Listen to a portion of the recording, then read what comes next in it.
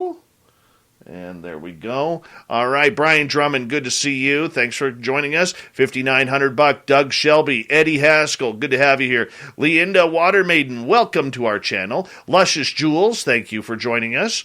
And who else? I think we're caught up.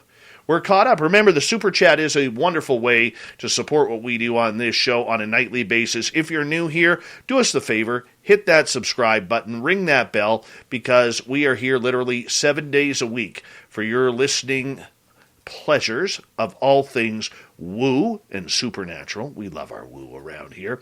And if you're going to Vegas, April 22nd and 24th. Make sure you go to info@spacedoutradio.com. You check us on out. You tell us, hey, I'm coming. We're going to make sure you get a swag bag. Bill WD40 on Spreaker. Good to see you, Bill. Thank you for joining us. I'll even put that in the chat room. Penman over on Facebook. Thanks for coming on in. We're going to have a good time tonight. Olav Phillips is here. He's a good friend of this show. Absolutely love Olav. And, yeah, we're going to have a good one. 405er, nice to see you. Derek Cook, welcome back, my friend. By the way, thank you for that picture earlier. The gorgeous Helena returns after like a week off. And here we go. Horns up. Let's rock.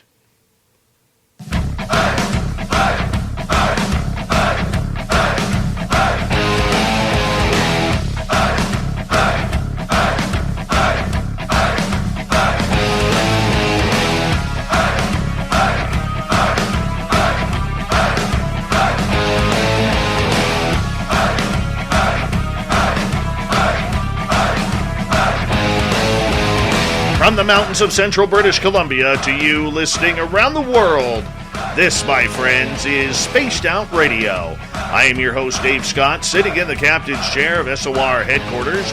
We welcome you to tonight's show on our terrestrial affiliates around North America, digitally on TalkStream Live, Revolution Radio, and KPNL. All of our archives are free. Go to youtube.com/Spaced Out Radio. Do old Davey the favor.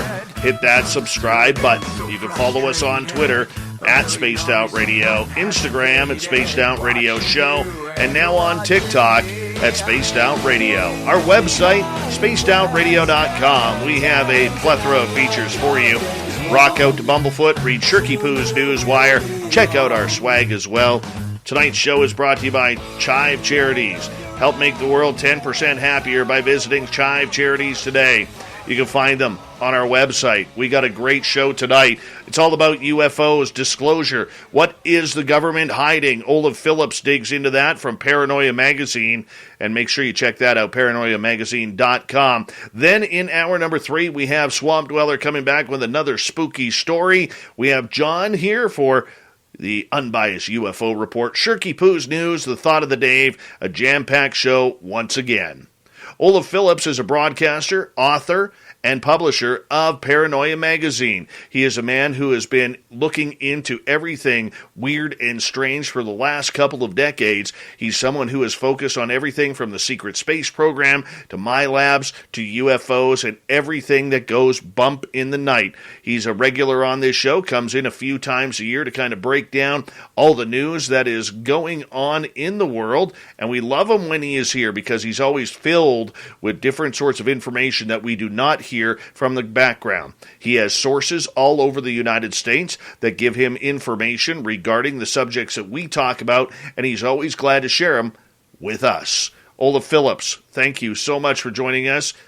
And you're petting a Bigfoot and gnome statue. What is with that?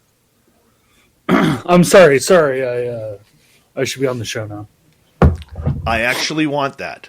I'm not going to lie. I actually want that. So for our radio listeners who are listening in, Olav has a statue of a Sasquatch that is literally carrying 4 little garden gnomes around, kidnapping them, taking them into the forest where they will never be seen again. They look like friends. Yes. Haven't you read David Paulides' Missing 411? That's how it happens right there. Yeah, actually, I have sometimes I go up to the mountains and I stay not far from a couple of the sites that are listed at the end of the 411 Hunters documentary. Wow. I've heard him yell at night Really? during the summer. So yeah, it was like in a blood curdling, like, ugh! It's really loud though. Echoes through the valleys. you know what I always found interesting about the Sasquatch roar, yell, whatever you want to call it. Yeah. At least up here, we noticed it didn't echo. Did you get an echo down there? Yeah, it echoes, but I don't know how to describe it. Whether it's not human, but it's not animal. It's somewhere in between. But it's a big guttural. It's like, but it's not quite that deep. It's weird. I can't explain it. Oh, I hear. I'll tell you. You've heard. It's hard when you have friends who are in the chat room on the show, like my buddy Mark here. Hey, I can drill holes in your riding helmet so you have pigtails when you go side-by-side riding. Let those pigtails be free in the wind and mud. Thank you, buddy. I appreciate that. He's always out for my safety. It's amazing. He is always out for my safety. You have really great listeners. They're advocating for Dave to be the safest guy in town. Oh, geez. Excuse me. I had to. Really? I know. I mean, that's so bad for radio. Hunter needs to make that helmet now because you just about smacked your head when you were sneezing. Oh, I hear you, man. All right, I got to ask you, because we always have listeners who are new to this show and may not be familiar with your work. You are someone who has been searching for these unknown answers for a number of decades now. You have a plethora of information that you have received from researchers that we know and people on the inside who don't want to be named. How fun has this been for you, being able to learn about all of this strange phenomena that the majority of the public on this planet has no clue what is going on?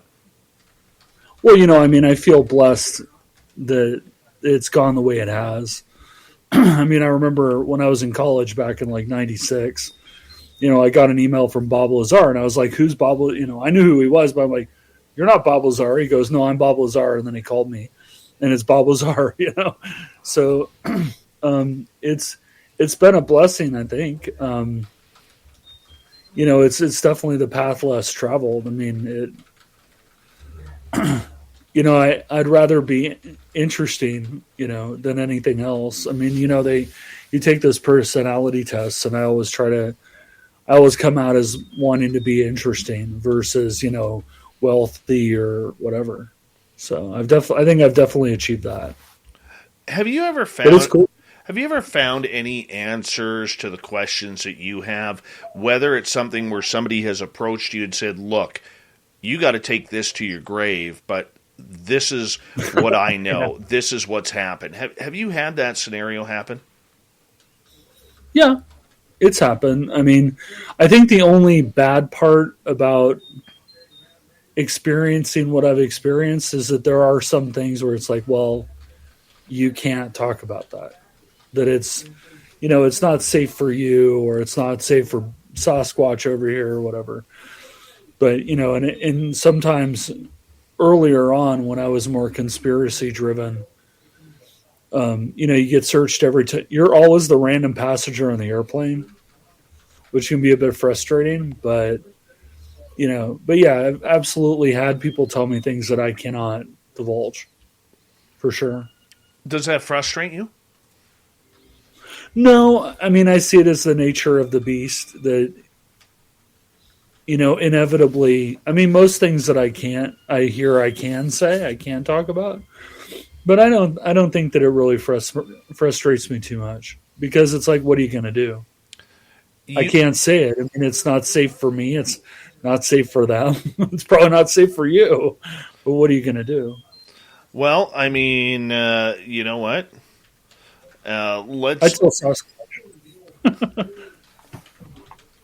Well, let's look into it a little bit because you have delved into some pretty serious topics, from Solar Warden to the secret space program to UFOs to aliens, ET cover-up, which we're going to get very heavily into tonight. other monsters that have kind of roamed this planet, ghosts, paranormal. When you put it all together, what have you learned? Because it seems like even though we're so close, we're still hundreds of miles away from any answers. I think that I learned that the whole thing is perplexing, but I think that the other thing that I learned is that it's all linked together.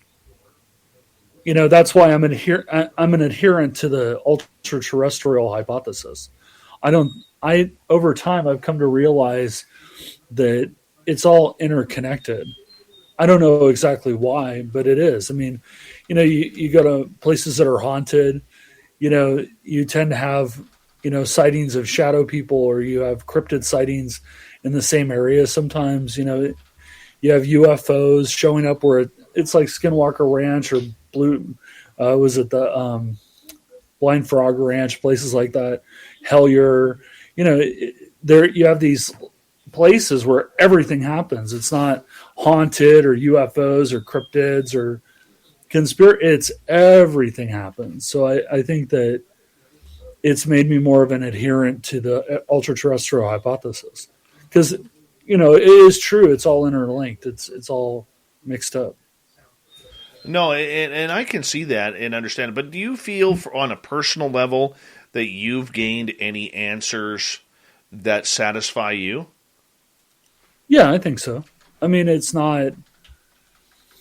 answers come to different people in different ways. But yeah, no, I think so. I think I've found answers that work for me. If you like ghosts or hauntings or whatever, I've seen enough evidence to make me realize that ghosts are real and that haunted locations are real. That directly goes after the life after death scenario. In occultism, I've spoken with the secret chiefs, as you know. I've spoken with the secret chiefs, and as somebody close to me says, the Super Angel Defense Force, which I think is funny. I've seen UFOs, I've seen Bigfoot, I've seen exotic aircraft. I mean, I just chase it. I don't know what else to do. It's just my obsession. Do you think that you're a beacon to a lot of this phenomena because you've delved so deeply into it? I think sometimes you become that. I don't think that we necessarily start out that way, but I think inevitably, eventually, we end up that way. It's kind of like somebody once told me, in regards to being initiated into magic and occultism, that once you get on the train, you can't get off the train. You're always on the train. Hold on a second. Sorry. Yeah, no problem. There are other people in the house. I know you got. I know you got your two boys with you, hanging on out. He was telling me my laundry's done. Well, that's nice. That's nice.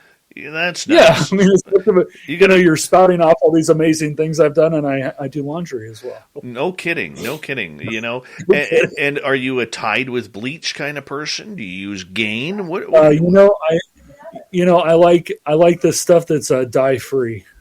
Very nice. Well, you got a lot of plaid that you can't have run. So I mean, new plaid. Very nice.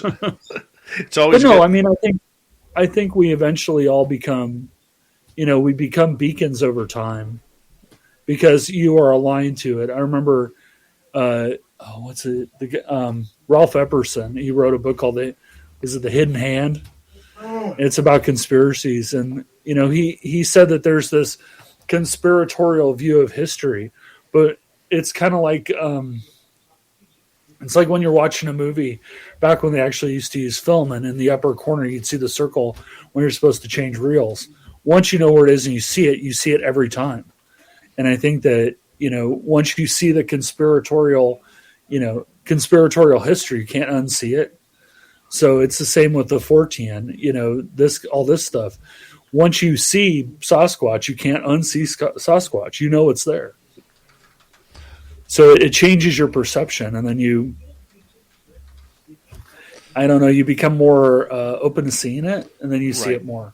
I have one more question regarding this before we move into tonight's topic du jour, which will be about the other side of disclosure, and that has to do with seeing things and being a part of the phenomena. I mean, so many conspiracy theorists out there, Olav, when they go down the rabbit hole, they fall so far that they don't believe anything that's around them. Everything's a conspiracy, from the socks their mother wears to what they're watching on television that night. And it gets a little tiresome and a little bit of ridiculous at times. And look, we're all conspiracy theorists here. I wouldn't be doing this show if I didn't have my own. You wouldn't be involved. Right. Our listeners wouldn't be involved with listening to this show on a nightly basis. But for the people out there, how do you draw the line between conspiracy and just blatant, at times illogical phenomena that gets blamed as conspiracy? I think, I haven't done lectures very many times at conferences. I've really only done it once, and it was a secret space conference. But, when I have been in a situation where I have to kind of speak authoritatively, the first thing that I always tell people is, you need to use Occam's razor. And Occam's razor dictates that the simplest answer is most likely the correct one. And beyond that, I really employ a lot of Occam's razor. But beyond that, you just got to think. I mean, you got to think and ask questions. And it frustrates me. A lot of these people are very intense. They're very intense, and everything's a conspiracy. And I find it incredibly annoying. Well, what I'm saying, I also tell people, don't believe me. Don't believe a word I say. Go search for it yourself. I'm not here to sell you a book. Go find it. Find your own truth. Very good advice, and I will reiterate. You say that a lot on when you were on this show, and I think that's smart. Make people think for themselves, and that's always a healthy environment to set. Let's move on here, as we're going to get into the disclosure side of everything, because over the last few years, as you know, you've been following it, we've been following it, we've talked about it ad nauseum on this show regarding the word disclosure and the UFO side of things. And I'm wondering where you stand going deeper into 2022 here, with everything that you've seen happen in the last 4 years. How is your perception, or how is your ideas thought about the word disclosure? Well, I don't know. I think you've heard what I say before. I think it's going to make me somewhat unpopular. Your listeners may turn me off now, but I think it's BS. I don't think that disclosure will ever happen. I've maintained for years. I've been through this so many times. Who's going to do what, and prophecies of, well, this guy's going to do this and this guy's going to do that, and it's just not true. It's not going to happen. I mean, I was waiting for the big UAP reveal. What was that? It was crap. I mean, I even taped the show that was on the History Channel. Everybody got super excited about. I haven't even watched the whole thing. It was kind of mind numbing, so I turned it off. But I should watch the rest of it. But I don't buy it. It's not the way the military industrial complex works. You just have to trust me on that. It's just not how they do things. They don't disclose stuff. It just doesn't work that way. Okay, so would you say that we are more in a... Sorry to be so definitive, but... No, but we're going to get into this a little bit here. Would you say it's more of a confirmation than a disclosure? Sometimes. I think that we see things that are sometimes confirmations of the phenomena, the greater phenomenon. But I think one of the problems that we have is that we really have to understand what we're seeing, right? Because when you watch all these UAP videos that are on YouTube and they show them on TV and whatever, what are you actually seeing? Are you seeing an alien ship, or are you seeing a secret project?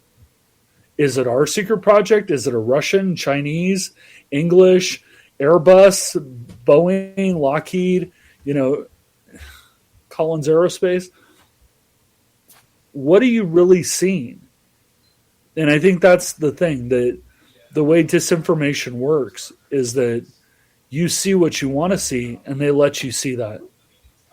I can give you examples of them. Yeah, give us an that. example of this. The best, most classic example ever is the SR-71, originally called the A-12. Well, the A-12 is a different plane, but the A-12 was built by the Lockheed Skunk Works. It was bigger than the SR-71. It was silver. It wasn't black. It was silver. And they're testing it out of Groom Lake, flying it all around. And, people would see it streaking across, this silver comet streaking across the sky. They thought it was a UFO. So the government at the time and Lockheed, they said, yeah, it's a UFO. And so what happened was that a lot of these groups at the time, these skywatching groups would run out and go look for it. Because, when you're testing an aircraft, you test it along patterns. And so they would go out there and watch it. And the military-industrial complex was just fine with that. Because once number one, people are thinking it's a UFO versus a spy plane. But number two, the Soviets are sending their art directorate people, Residentura, who are, they were basically trained to be Americans. If I was a member of the art directorate, you would not be able to tell that I was a Soviet. They're just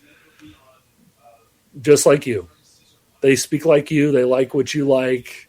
They have normal houses, normal families, and a shortwave transmitter in the basement. But they went out to the skywatching groups because the Soviets assumed that it was either a test aircraft or UFO. Either way, they wanted to know. So they go out there, and then the CIA and the FBI send guys out there to watch the Soviets. And then the Soviets are watching the plane, and then we're watching the Soviets. So, it kind of worked out. But no, they actually used UFOs as a cover story for the original SR-71 program.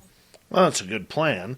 Good plan. As we have about 2 minutes here to go before we go to break here at the bottom of the hour. Olav Phillips is our guest tonight. With disclosure, and you feel obviously it has the potential to be a negative impact on the society here. Do you think that the government officials who are pushing this forward are actually in the know about what is going on? No, I don't. I think very, very few people actually are in the know of what's going on. And I think a lot of them are at Lockheed, and they're at RAND, and, they're buried in these special access programs. I don't think that a lot of our politicians know about it, presidents. It doesn't work that way. Just because you're the president doesn't mean that you have clearance. And that's a good thing, right? Because, we saw I don't want to be political, but we'll just say that we saw instances with a particular president where he would come out and say, well, yeah, we got these guys over here. And meanwhile, the military's like, no, we don't have these guys over there. You're telling them where our black sites are. He's like, yeah, we got guys out in, here and there and everywhere. And people are like, no. That's equivalent to when, the Russian mercenaries that are in the Donetsk region of the Ukraine, they're wearing they're wearing watches that are tracking them and publishing it to Twitter and Yandex, and they're taking photos and uploading them on Instagram of them, climbing around on their tanks in the Ukraine. So, it's But no, that's why we have secrecy. I may be a conspiracy nut, but I do believe that some things should be secret. Olav Phillips is our guest tonight on Spaced Out Radio. When we return from the break here at the bottom of the hour, what we're going to get into is something that you've heard me mention numerous times, but Olav is going to bring it on down. He's going to break it on down. He's going to give us the juice. And what that is the UFO Pandora's box. Does it exist? Is it all in my imagination, or is there something to it? Is there secrets we're not supposed to know as we continue on here on Spaced Out Radio with Olav Phillips from Paranoia Magazine? You're listening to Spaced Out Radio right after this.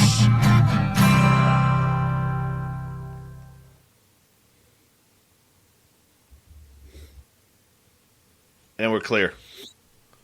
All right. But still transmitting. Yes. You look good tonight, buddy. Look at you. So do you. Look at that hair. Oh my Doesn't God. that look nice? Nice full hair. Yeah, I borrowed a wig off my listener, Kira. That's how it is. Well, This is a wig. Sovereign Farts, you were asking about Amber from Amber's Paraworld. They got hit with a heavy snowstorm overnight, and they lost power today, and they didn't know when their power was going to go back on, so that's why we had to make the shift in guests. We're going to reschedule Amber and get her back on here very, very soon. And look at this crap. You know, little Marky Spender's going to have a field day with this. Mennonite Abe, thank you for the lovely super chat. No, I am not the KFC guy, even though I do like their spicy chicken burgers. Have you tried the fire logs? No. You need a KFC fire log. What is this? It's like a fire log for your fireplace. Uh-huh. And you light it, and it smells like Kentucky Fried Chicken. No. Yeah, it fills your whole house with greasy KFCs. Yeah. You've never seen this? No. Go Google it. Don't believe me. Everything I say is a lie. KFC fire log. Fire log. Look at this. Oh, I should go get my hat. Hold on a second. Look at this. There is actually a KFC fire log. Son of a gun. Oh my gosh. Where has this been all my life? Can you get these in Canada? Can you get I don't know, but I can ship you one. KFC? Look at that. Hold on. Logs. You guys have Wiener Schnitzel? You can at Canadian Tire stores. Wow. And these logs are filled with 11 herbs and spices. Yeah. Yes, in the Colonel Secret recipe. Holy cow. Do you guys have Wiener Schnitzel? Yeah. Very nice. That's a nice trucker's hat. Did you read it? I can't. Did you read it? Hold on. Let me zoom in here. Why will it not let me zoom in here? No, I'm holding it close enough. You should be able to see it. Oh, world's most wanted wiener. Very nice. Very That's nice. Right. All right, let's go there. Hello. And then they have another one that has a big heart and says, "I love wieners. I heart wieners." Very nice. You asked me the wrong question. You should have asked me why I'm not intense, and that I don't think the world is ending like all the other conspiracy people. I know. I have direction that I want to take, though, you know. I know. Artistic license. I know. I'm fun. I'm the fun conspiracy guy. Oh, I know. Unlike a certain lady who was trying to scare people in summer last year, saying there were 250,000 Chinese troops lined up on the Canadian border waiting to invade the United States. Bullshit. Sounds like Red Dawn. Yeah, right? Oh, she's such an idiot. The problem with that kind of stuff is that, again, it's Occam's razor. You know, let's say that the Chinese send 500,000 troops that line up along the Canadian border. Which way are they lining up? Toward us or toward you? I would argue they're not going to bother with you. They're going to line up toward us. Mm-hmm. But how did they get there? How do you move 500,000 people? I agree. Right. I agree. On trains. That's a lot of trains. I mean, the Russians put 150,000 along the Ukrainian border, and it's taken them like 4 months. Yeah. I agree. You know? I agree. And it's incredibly obvious what they're doing. So there's my jerk friend right there, little Marky Spender. The Colonel is in the house. Mm-hmm. We need to get you a Colonel Sanders hat. I'd love it. Love the Colonel. But you need to get one of those logs. They work extremely well. Give me a sec, Olav. Hey, big thank you to Nicola, Surf Jer, and Mennonite Abe for the super chats. Kicking it off this week. If you're new here, don't forget to hit that subscribe button. Ring that bell. Give us a thumbs up, thumbs down, thumbs sideways. Get all your swag from our website, spacedoutradio.com. Here we go.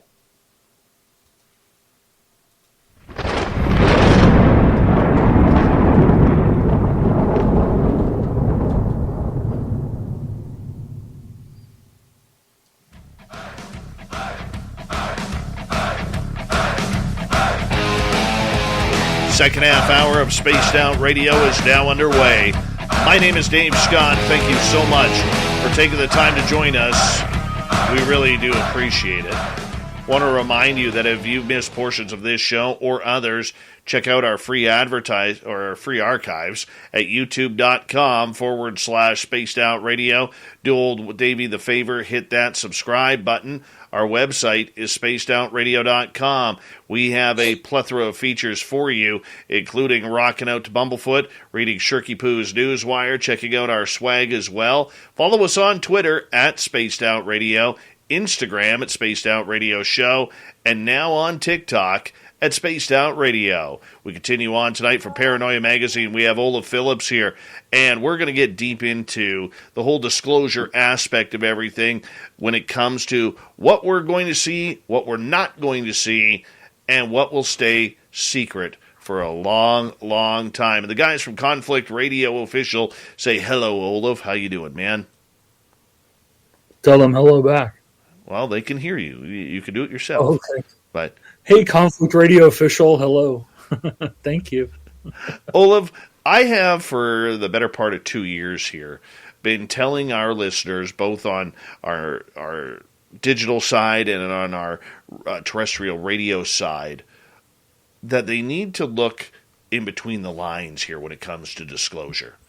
And one of the little terms that I came up with, and it's a little Davism here, all right, is the fact that I strongly believe that there is this UFO Pandora's box that is out there that holds information from everything from whether or not Bob Lazar is telling the truth to whether or not Eisenhower did meet with aliens to whether or not we have bodies from UFO crash sites to ET content. Sorry? Did Nixon take Jackie Gleason to go look at alien bodies? Well, I mean, these are a ton of questions out there that, we want to believe because we love this subject so much and we love a good story that goes along with it, but there's also a reality to it too. So my question to you is, is there a UFO's Pandora's box that the United States government or the intelligence agencies or the military do not want not only U.S. citizens, but the world for that matter, to know what they know? Yeah, I think so. I mean, I think that eons ago, John Lear, I think, did it very well with Art Bell. And Art Bell, this is how far back disclosure goes, right? That, John Lear and Art Bell are debating it when Art Bell was on Coast to Coast. And Lear said, I don't think the disclosure will ever happen. And Bell is like adamant, it's going to happen. And so Lear said, well, let's have a kind of a thought puzzle. And so he says, so let's say that they're going to disclose the UFOs are real. Well, you get a lot of baggage with that. And he goes through all the different things, whether it's Jackie Gleason, as I said, hanging out with Nixon, going to look at alien bodies, or, what they did to Benowitz, that kind of drove him nuts to kill himself, or, alien abductions and, Mill Lab and just everything, covering up the crashes, killing people, making them crazy, making them disappear, and everything else. What do you think do you really want disclosure? And after about a half an hour of this tirade going on and on, Art Bell actually responded. He said, no, I actually don't. I don't want disclosure. I mean, we've come close a few times. There's the story of Bob Oshler, in the late 80s, early 90s, and Cosmic Journey. And, I think there's pretty good evidence that there was a kind of disclosure program that Oshler was going to be a part of. But the problem always comes back to all the really nefarious, shady stuff that they've done to keep it a secret.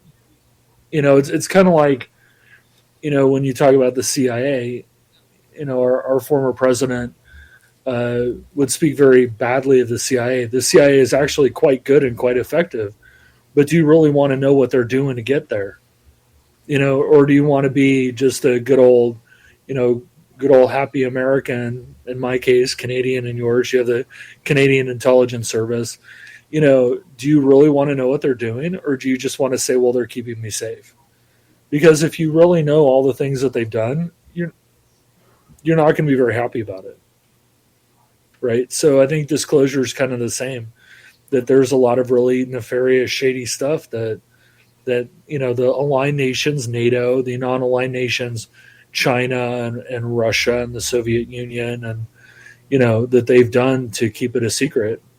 And also, there's this notion that that if these things are real and they have crashed ones, it's also kind of a national defense thing, that if they've been able to harvest technology, do we really want our adversaries knowing these advanced capabilities that we have? Which is the part where, some things should be secret. Look, I think if it breaks into, advancing the technology for anybody's military, I mean, that's one thing.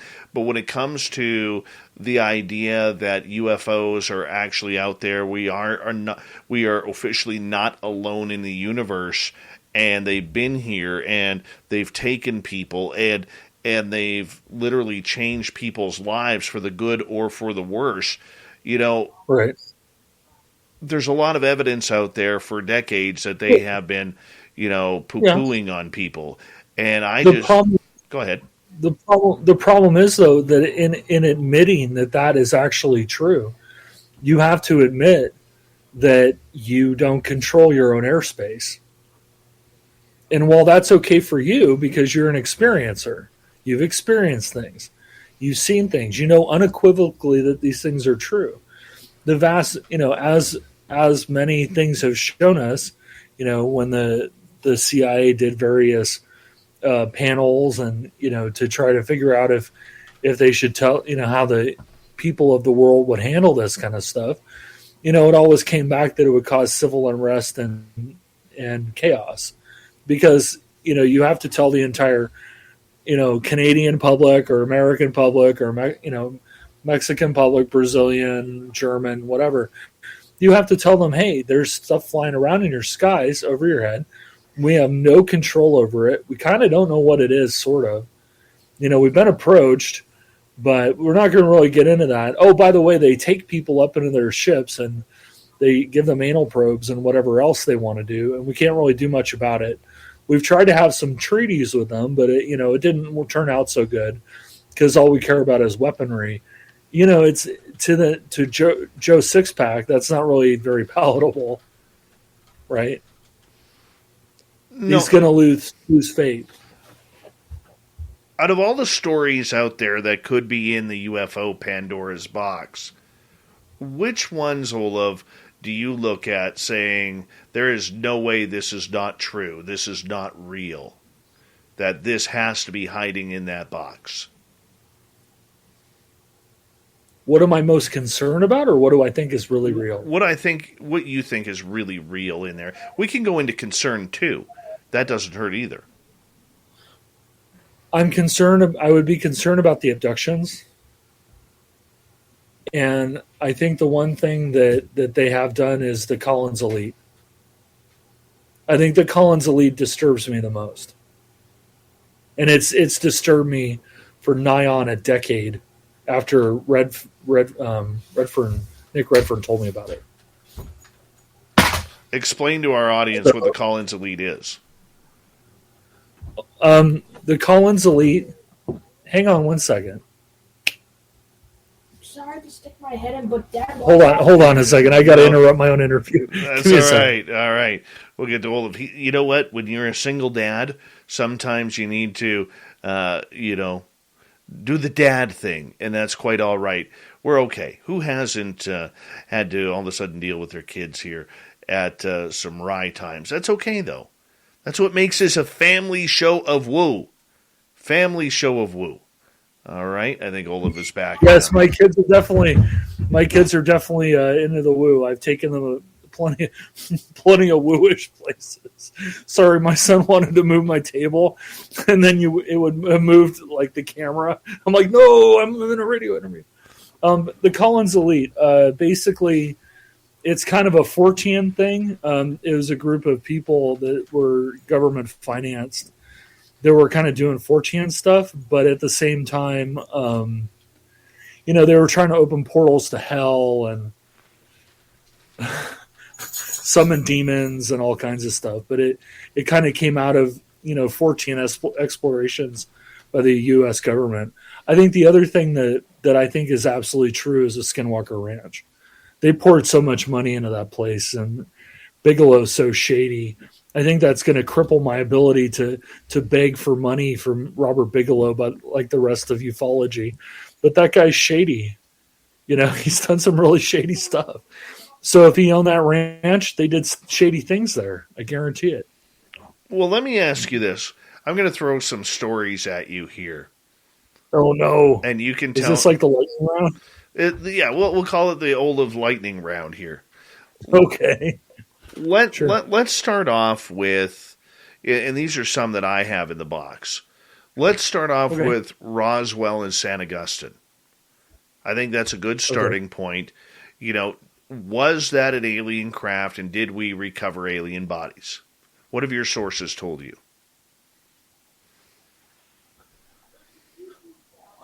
Well, I mean, they're all over the place. Your sources tell you conflicting information. I mean, on one hand, there are stories that they recovered German parts from the site from Roswell. On the other hand, there's some evidence that various people saw, alien bodies. So it kind of depends. I mean, it goes. Roswell's a very confusing place. Do you think we recovered alien bodies there? Do I think we recovered alien bodies? I really don't know. The problem is that Roswell is so goddamn confused. I believe Jesse Marcel, that he is accurately describing what he saw, but that doesn't mean that what he saw is alien. Jesse Marcel was not trained in Cyrillic. And there are languages on the face of the earth today that are, iconographic, like Cyrillic or Chinese, or, he did not fight in place. I recall he fought in Europe. So, he definitely, and his son, his son was a flight surgeon in the Air Force. I think that they definitely are describing what they saw. I think it's too confused. It's like the story of the acorn, right? Kecksburg. Some people, including myself, believe that might have been a bell, and that the stuff that they saw on it was runic, because the Germans were occultists, so they might have written runic on the side of the beams inside of an aircraft, and that's what they saw. So, Roswell, like many of these things, is just so damn confusing. I think it's definitely possible, but I don't know that there's a lot of evidence one way or the other. Okay. Let's go to Eisenhower. Did he meet with extraterrestrials in California while on a West Coast charities tour? I don't think so. If he met with extraterrestrials, because that thing with Eisenhower is supposed to be the basis of Close Encounters of the Third Kind, the ending, right, where the big ship comes down and the ramp lowers and all these little people come running around. There's too many people involved. You can't keep that kind of a secret. I mean, one of the things that I like about Roswell is that it's very porous. There's a lot of people talking about it. There were a lot of people who heard stuff one way or the other. But that thing with Eisenhower, there's no evidence of it aside from where he was. There's more evidence that Richard Nixon took Jackie Gleason to Homestead Air Force Base to show him something than there is that Eisenhower saw a UFO. Okay, well, let's talk about the Gleason-Nixon trip to Florida. Right. What happened? What about it? What happened there? Well, so Jackie Gleason and Richard Nixon were buds. They were very close. And apparently, and this has been substantiated by Gleason's wife, that one day Nixon was in Florida for some reason, and he called up Jackie Gleason, who lived in Florida, said, "Hey, we need to go somewhere." And so he came in an unmarked car and picked up Jackie Gleason, not the usual motorcade. Gleason's wife said it was just a nondescript car. And Gleason got in there and disappeared for a while. And so supposedly they went to Homestead Air Force Base, and Nixon showed him a dead alien. And the other thing that Gleason's wife substantiated was that when Jackie Gleason came back, he was changed. He was different. There was something had happened to him that was almost catastrophic. Like there was something he couldn't rationalize. But Gleason's own wife admits it, that Richard Nixon was there at the time that he was supposed to have gone. If I remember correctly, he had ditched the Secret Service detail. It's all documented. Well, Nixon had a love affair with UFOs. He was very much into UFOs and aliens. He even built a house that replicated like a UFO. A lot of the presidents have been. Oddly. Jimmy Carter tried to release it. Clinton tried to release it. Obama tried to release it. I mean, even Donald Trump tried to release it. George Bush tried to release it. I mean, they all try to release it. It just doesn't end up being released. All right, we're still in the lightning round. I'm talking too much. No, give me another one. You're doing absolutely great. You're doing absolutely great. Okay, another one here regarding Bob Lazar. Yes. Did he work at Area 51? Yes, I think he did. The thing about Bob, I believe 1,000 billion% that what he's telling you, he is accurately telling you what he knows. And I think that's something that has to be defined. A lot of times when you deal with conspiracy stuff and whatever, and Lazar will even tell you, he's telling you everything that he knows. He's telling you what he remembers. But that doesn't mean that's what happened.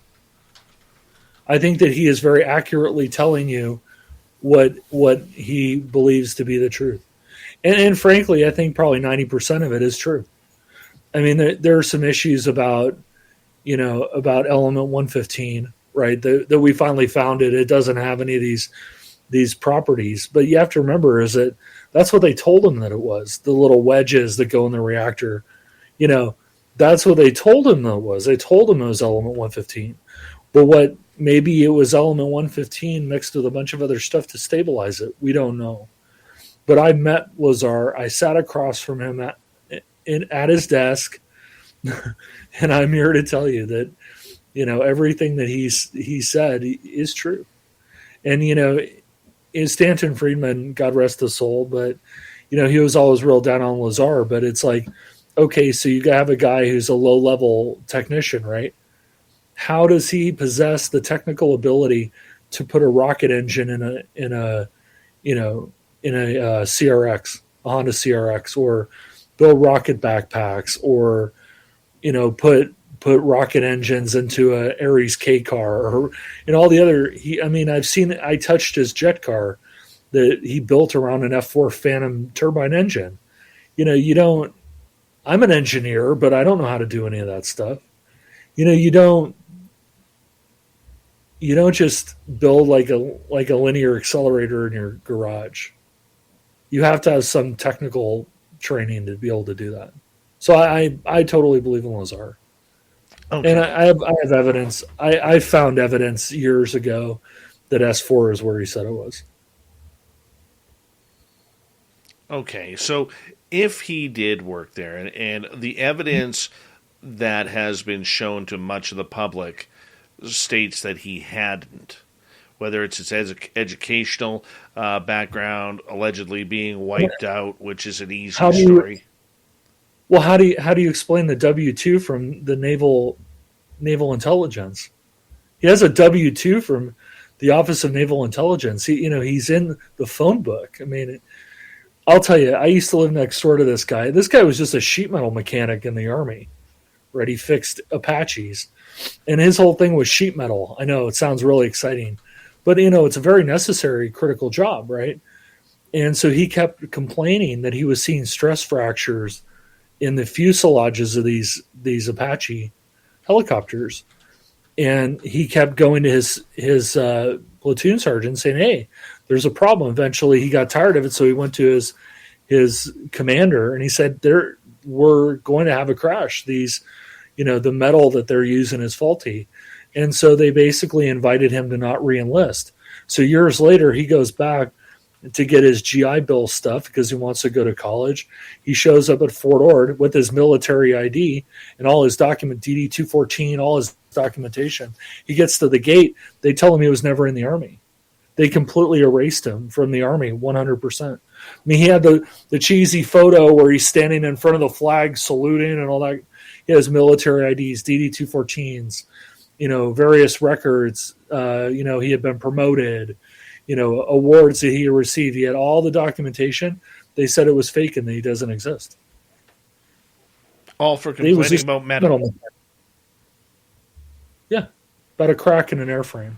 You think they couldn't delete Bob Lazar?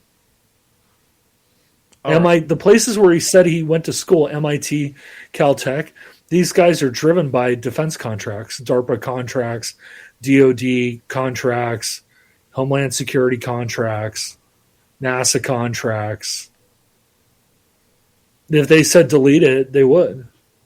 If the military-industrial complex comes to Caltech and says, "Hey, you, delete this guy," they're going to do it because they have so much money riding on it, right?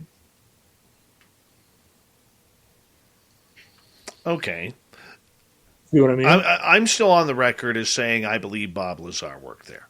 Mm-hmm. I really am. Absolutely. But this goes towards our UFO Pandora's box. Okay, take something like Shag Harbor. Well, if what he said is true, it presents a huge problem for humanity. Because one of the things, this is the problem with Lazar, is that if you believe Lazar, which I do, nobody ever, they watch some crappy documentary about him that's like totally staged, but they don't know what he really talks about. Like if you really want to know about Bob Lazar, you got to go watch excerpts of the government Bible, or you got to talk to the man.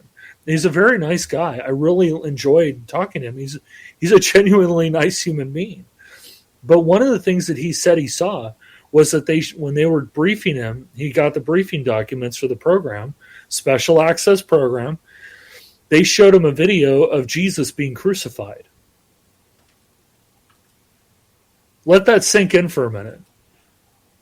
They showed him a video of Jesus being crucified that was recorded by aliens.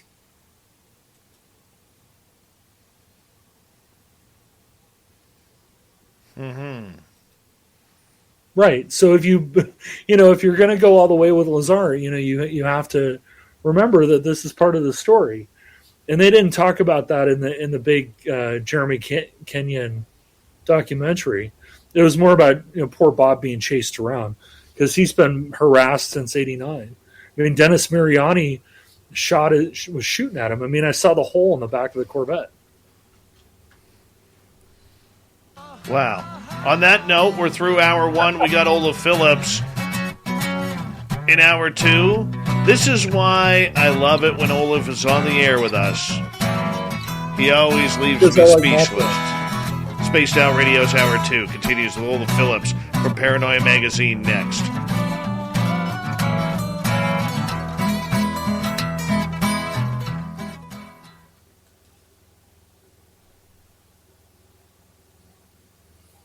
All right, we're clear. Hi, Terry Hall. You know, everybody forgets that part of the story. They really do. I think people, when it comes to the Lazar, get fixated on the education, fixated on after he left and got a job where he was busted with the brothel. I think they get fixated. I think they get fixated on both of those. Do you know what he was doing the day that I met him? I went to Desert Blast, the party in the desert. Yeah. The most insane party I've ever seen in my life. I was trying to explain it to the girlfriend the other night, and she was just like, where the fuck were you? But when I got to Lazar's house and I knocked on his door and he comes to the door, he's all off, you know. He was running shockwave propagation models on a mini mainframe that was sitting behind his desk. He was doing shit that Stanton Friedman doesn't know how to do.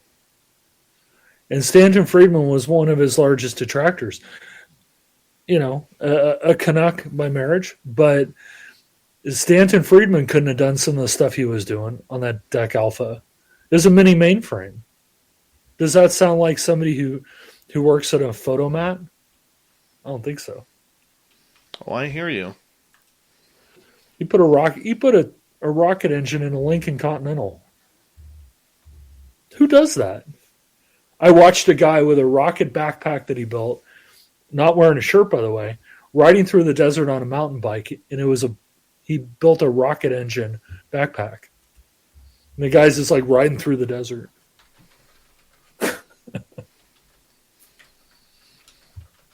Give me 2 seconds here, buddy. No problem. I'll be right back. Yeah.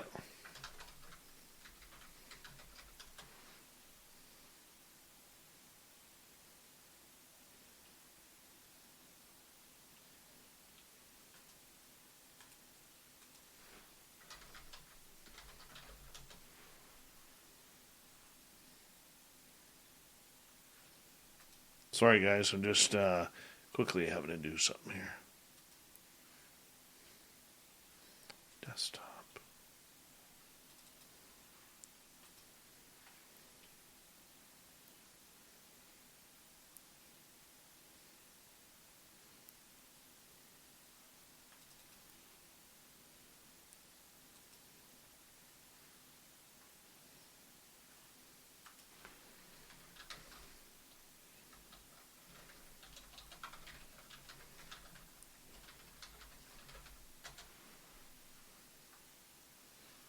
All right, sorry.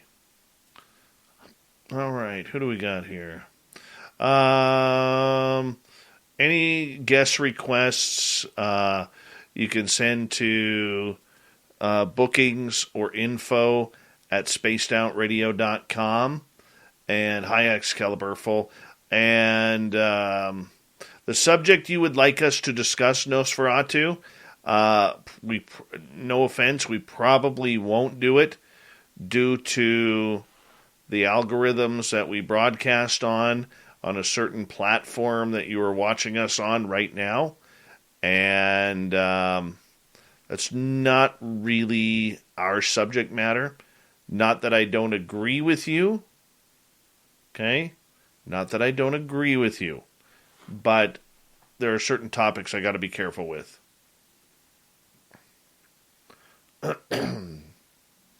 Sure. By the way, yes. When you're doing the lightning round, you should ask me about Ben Rich. Mm-hmm. That's a really good one for your lightning round. Yeah. I'm sorry I'm so controversial, Dave. I try not to be. Let me just say hello to Excalipurful. And who else has showed up late here? That's about it. Baconator Henry. Oh, hey, Clam.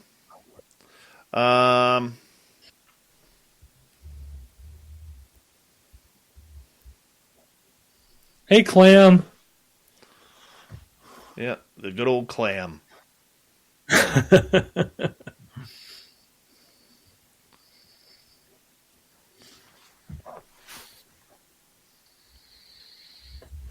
We got just over a minute. Want to remind people, if you'll check this on out. All right, here we go. Olav Phillips may even make an appearance here. All right, Las Vegas, April 22nd to 24th. Go to info@spacedoutradio.com. The first 50 people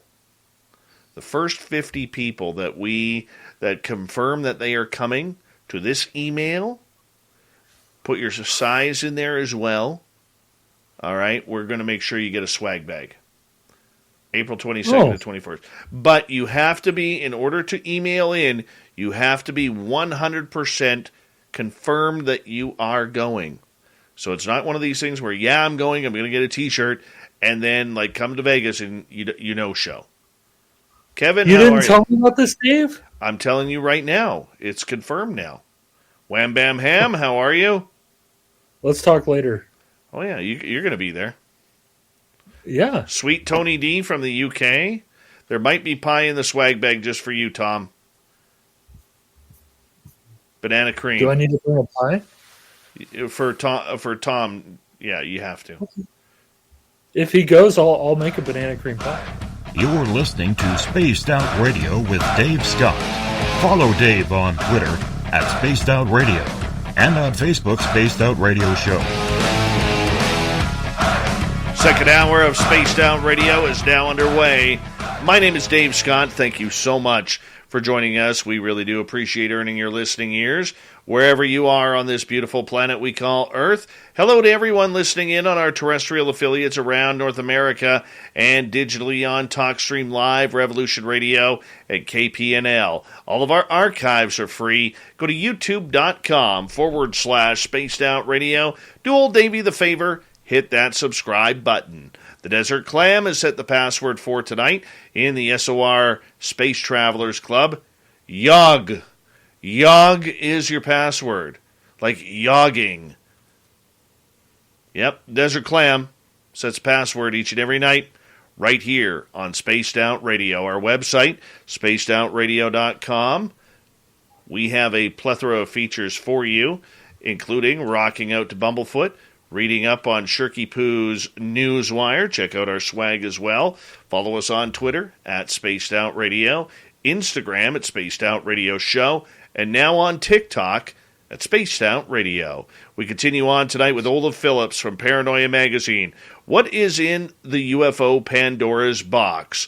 And of course, right before the break, you kind of stunned us a little bit that Bob Lazar had allegedly been shown a video of the crucifixion of Jesus Christ. What is this all about? Well, he claims, I mean, I have to say he claims. I'm a huge Bob Lazar fan. I think he's a great guy and telling the truth for the most part. He claims that when he was read into the program, right, that he was given certain briefing documents. I believe he was shown a video of Jesus being crucified.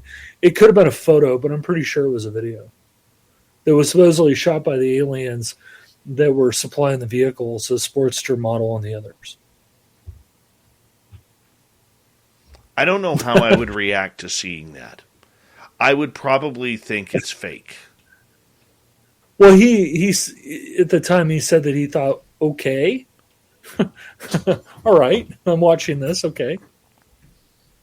You know, he doesn't. He is the first person to tell you that he doesn't know if it's true or not. But he said he did see it. But again, you know, this is where Kenyan, You know me, I tell you the truth. I don't care if anybody buys a book or not. But I think Kenyon, when he made the documentary, I think that he should have discussed more about Lazar's experiences versus, just being chased around and faking having, phone calls on the toilet and stuff. I think, it should have gone more into, and I enjoyed it somewhat, but I think the excerpts from the Government Bible, the one that Lazar and Gene Huff made back in the day. Actually, you know what? The next time we go to break, I have the Bob Lazar movie screenplay from Gene Huff. I'm going to go look because it should be in there. All right, let's continue on with our Pandora's box here. Lockheed Skunk Works former head Ben Rich, who passed away about, almost 30 years ago now.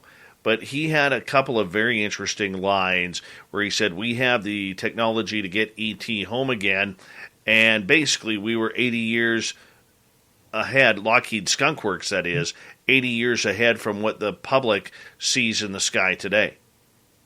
Caltech alumni dinner, the former head, somewhat controversial, former head of MUFON, Jan Harzan, has confirmed that he was there and heard him, and he said, not only do I have the technology to take ET home, but I have the contract. I mean, that, he said it. I mean, he's, on one hand, he's saying we have this advanced technology that they don't really want to get into, but he's by saying I have the technology to take ET home, he's saying there's an ET to take home, right? And that means that there's just a tremendous amount of special access money and programs in the Lockheed vault. See, I would argue to you that a lot of the stuff that people really want to know is locked in a vault at Lockheed. That is because by having Lockheed take care of the UFO stuff, and I'm not going to call it a UAP, that's a load of crap. It's a UFO. When having Lockheed take care of the UFO materials, right? You're taking it out of the hands of the government, and you're taking it out of being FOIA-able. That if they hand it off to Lockheed and say, okay, here's a UFO, guys, now the U.S. government no longer knows what Lockheed's doing with it, and you can't send a Freedom of Information Act request to a private entity, which is Lockheed. They'll simply tell you they don't have anything, get lost. So one of the reasons that they shift a lot of the stuff into special access programs was to disconnect it from the government so that, frankly, the government can't do disclosure because at this point they probably don't know. It's all at Lockheed. Okay, let's move on to another topic here. I like that one. I like that one too, but we got a bunch to go to because this also ties in to Ben Rich and other aerospace companies where a lot of people believe the TR-3B is a human-made type of spacecraft. Yeah, I've seen them. I've seen two. Totally different. I've seen several. Are they human? I think so. I think they're DARPA. I've known engineers that worked for DARPA, and getting them to tell you how far ahead they are is hard. But the number I routinely hear is 100 to 200 years in advance of technology that we have. I don't think they're alien. I think they're human. Because, they use technologies, some of which we know about, like an aerospike engine. And I was looking at the chat. To answer Moonlicht, when the U.S. Space Force started, I think it started in the 50s. To answer that question. But yeah, the TR-3B is real, but I think that there is a manned version and a piloted version and a non-piloted version. But they definitely human. Do you think that is alien technology? No. It's too conventional. It's too conventional in design. if you have, Paula Violette wrote a book about how the space shuttles were anti-gravity vehicles. And, if the space shuttles were anti-gravity vehicles, they wouldn't have cratered, they wouldn't have burned up on reentry from losing a tile. They would have just lowered themselves down, right? I think a lot of these objects that we see, we try to argue that the B-1 or the B-2 bomber has electrogravitic capability. I don't think it does. But I think the TR-3B might, but it's definitely human.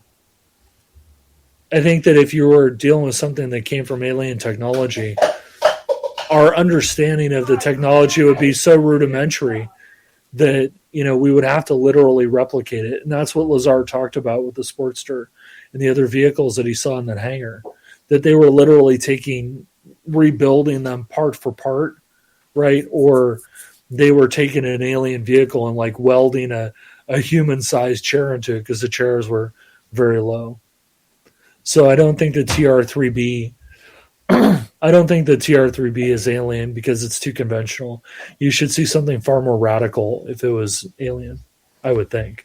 Do we have crash retrievals of alien Absolutely. craft? Absolutely. So I can't get into the detail of it, but I heard a story once from a guy, and the way that it was told to me was very nonchalant.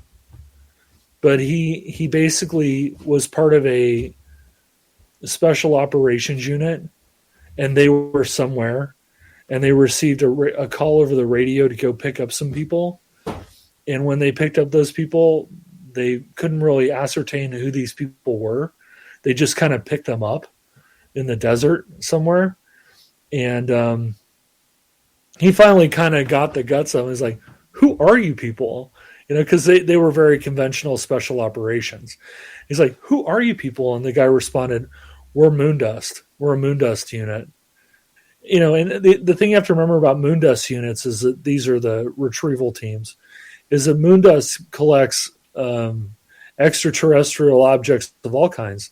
They collect satellites that crash from their Russian, Chinese satellites that crash, German, Italian, French too. But they collect satellites that crash. In fact, there's a very famous case where they had a Cosmos satellite that went down in central Canada, and a Moondust team snuck across the border, went and took it and brought it back without the Canadians knowing. But no, I do think that if there are UFOs, if they're real, which I believe they are electromechanical devices and they crash. And when they crash, you have a specialized team that would go pick it up. So I do believe that all those things are true. Do you think the Tic-Tac is human-made? Tic-Tac, pardon me. I think that the Tic-Tac is not human at all. No. The Tic-Tac, I think, is human, but Tic-Tac is definitely not. Okay, let's go to the Tic-Tac here for a minute. Why do you think it's human-made?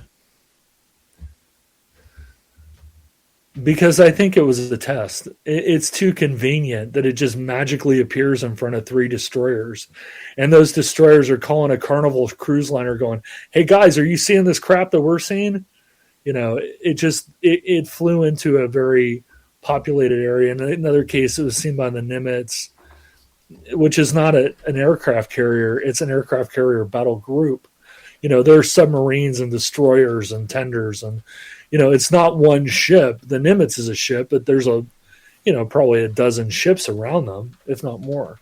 So it's showing up, and I think that it was a test by us to see how our own troops would react to it. I think it's a drone. Even if it can go from 80,000 feet down to sea level in less than 1 second? Yeah. Why do you think that we couldn't build something that could do that? Just seems hard to fathom. It's about inertia. It's about G-forces. It's about controlling those. Look, I want to go back to Ben Rich. Ben Rich said, not only do I have the technology to take ET home, I have the contract. What does that mean? The closest star is light years away. If he could take ET home, and it's 5 light years away, That's 5 years at light speed. It's even worse because of time dilation. The closer you get to light speed, the more messed up time is to you, right? And, theoretically, we can't go past light speed. So, 5 years in either direction, if the closer you get to light speed, the more time dilation takes effect. So these poor guys go to take ET home and they think it's a 10-year round trip, but in reality, it's like 100 years because of time dilation. That doesn't really seem like functional. Feasible, yes. Functional, no.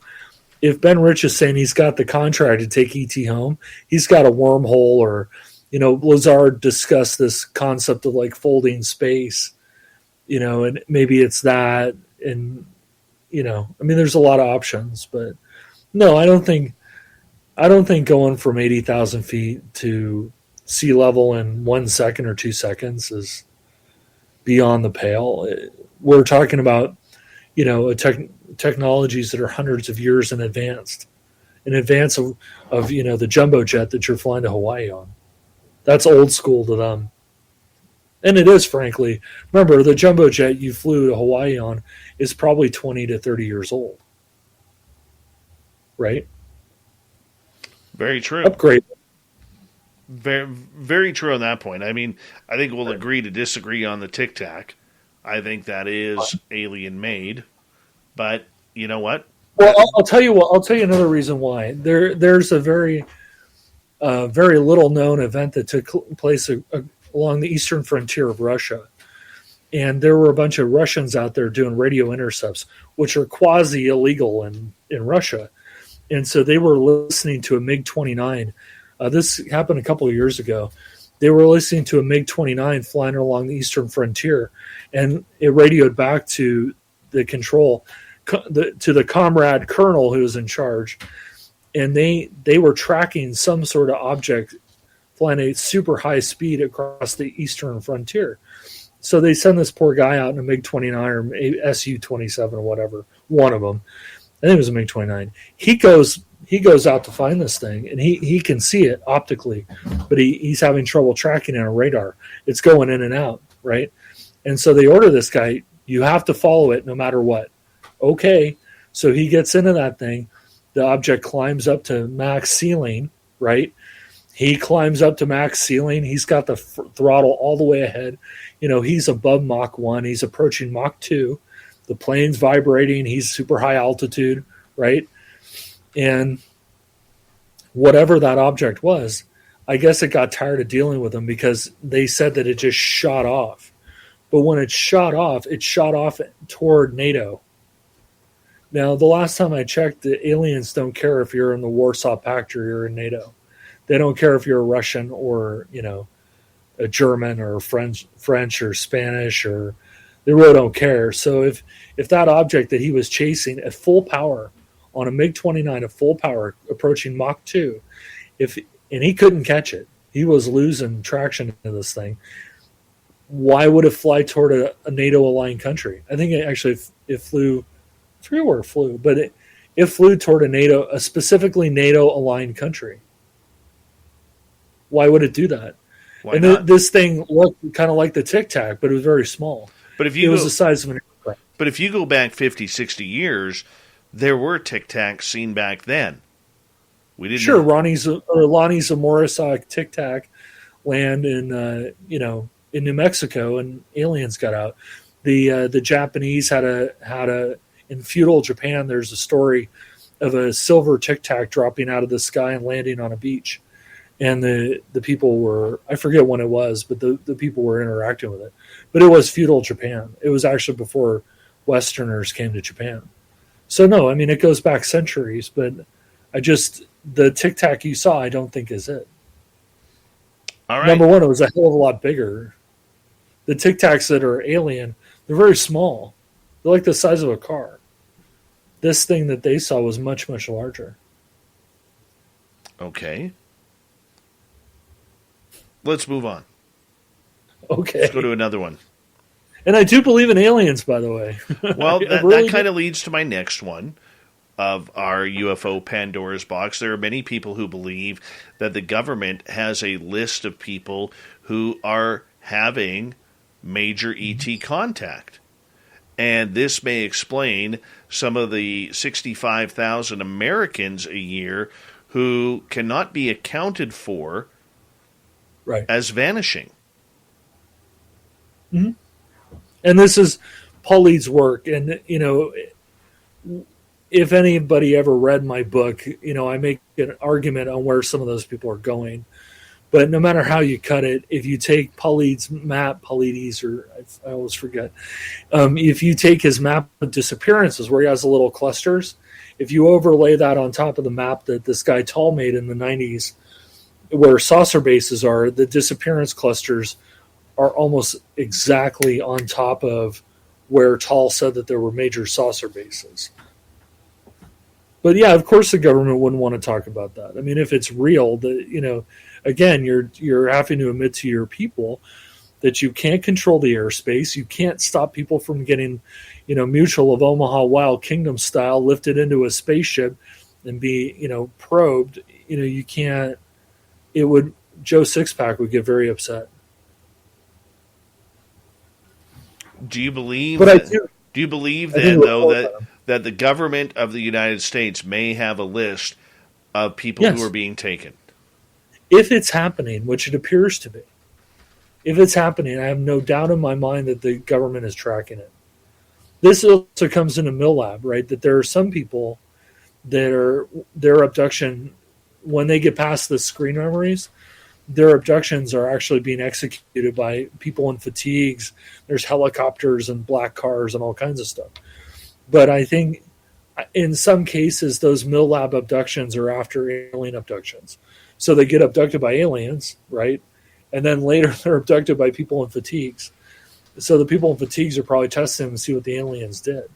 But no, I think if abductions are real, which they appear to be, Roger Lear did some very interesting work with the implants. I mean, you're watching the implant, like you're actually watching the video. You're watching the implant running away from where the scalpel is.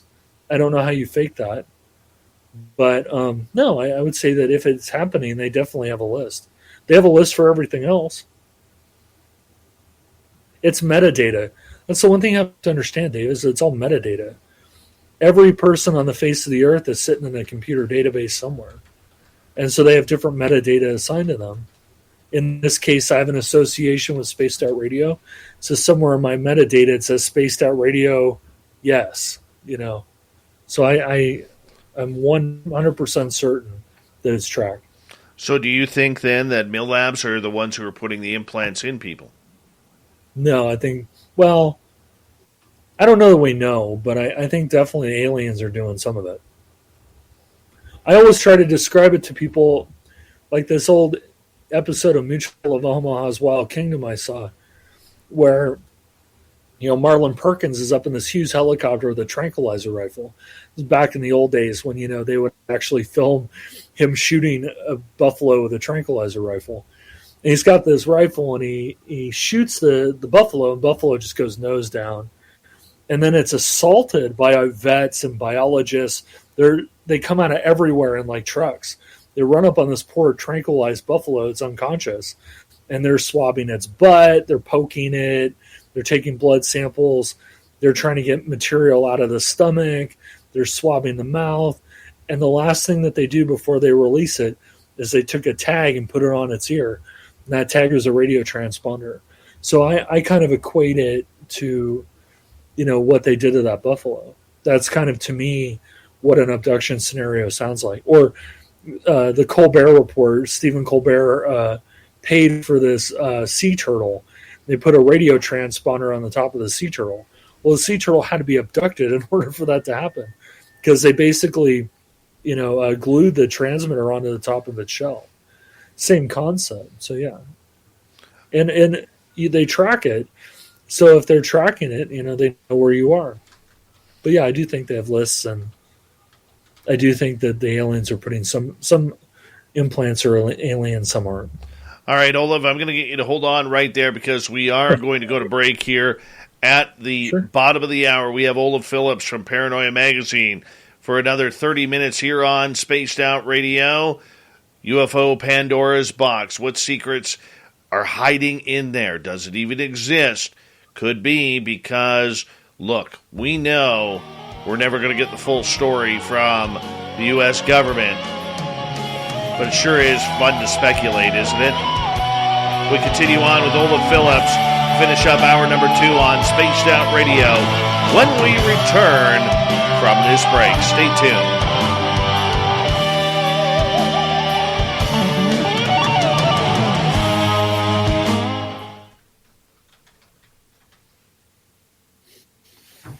All right, we're clear. Okay. Hope that was all right. That was good. Good. I just want everybody to be entertained. You're doing great.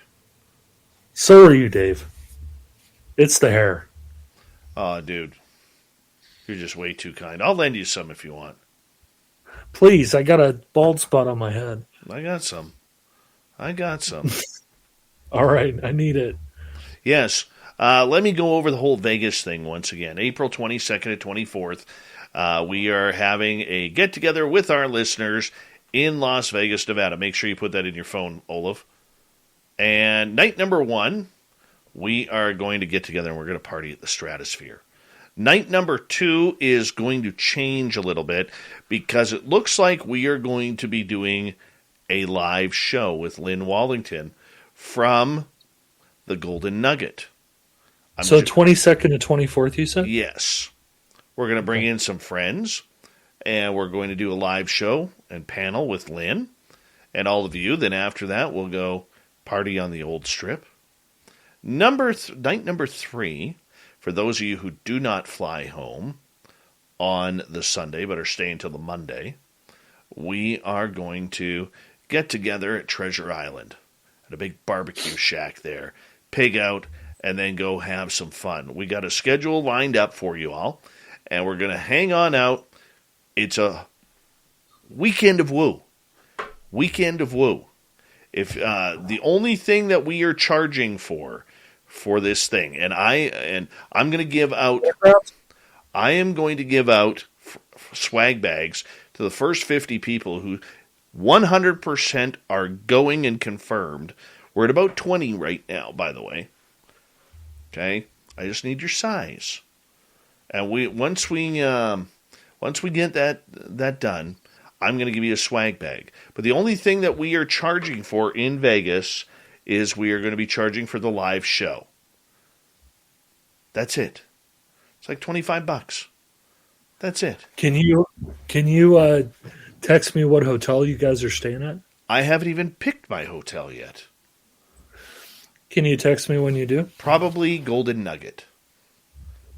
In Vegas? Yeah. Is that even on the Strip? It's on the old Strip. It's on the old Strip. Oh, that's by Fremont Street. Yeah. Fremont Street. Right? It's cheaper down there.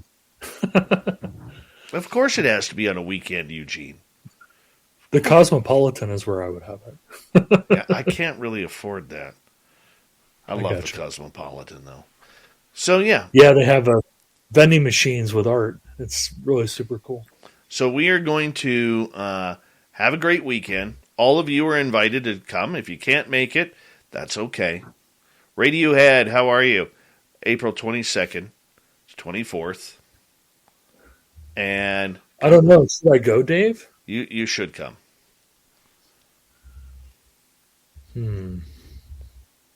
I'll think about it. I've stayed at the Golden Nugget once since they did their $300 million retro. It was fantastic.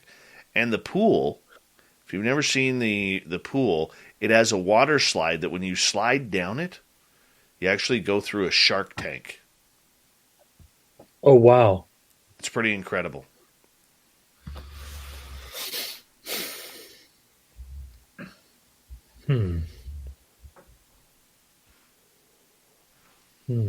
So that is that weekend.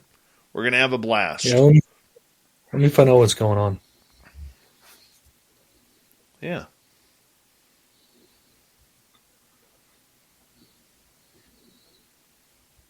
I think we got about 20 people. So go to info@spacedoutradio.com if you're 100% confirmed that you are coming. I want to make sure I got swag bags for everybody. I'm going to start making those up here pretty soon. Going to have some cool stuff.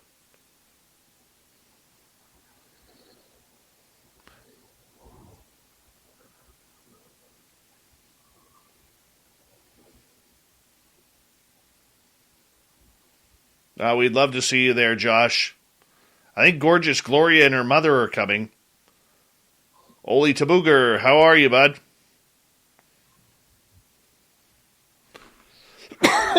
Excuse me. Lynn Wallington will be there. Dirty Filth will be there. Mm-hmm. UFO Garage, Ben and Joe are going to be there.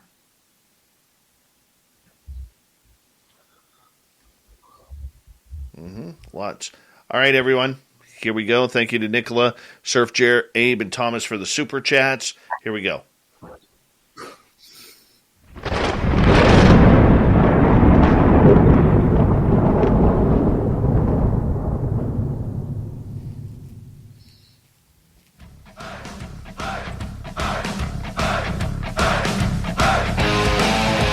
We pass the halfway point of Spaced Out Radio tonight. My name is Dave Scott.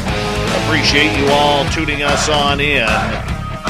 Want to remind you that if you missed portions of this show or others, check out our free archives by going to youtube.com/Spaced Out Radio. Do me the favor, hit that subscribe button. Our website is spacedoutradio.com. We have a plethora of features for you.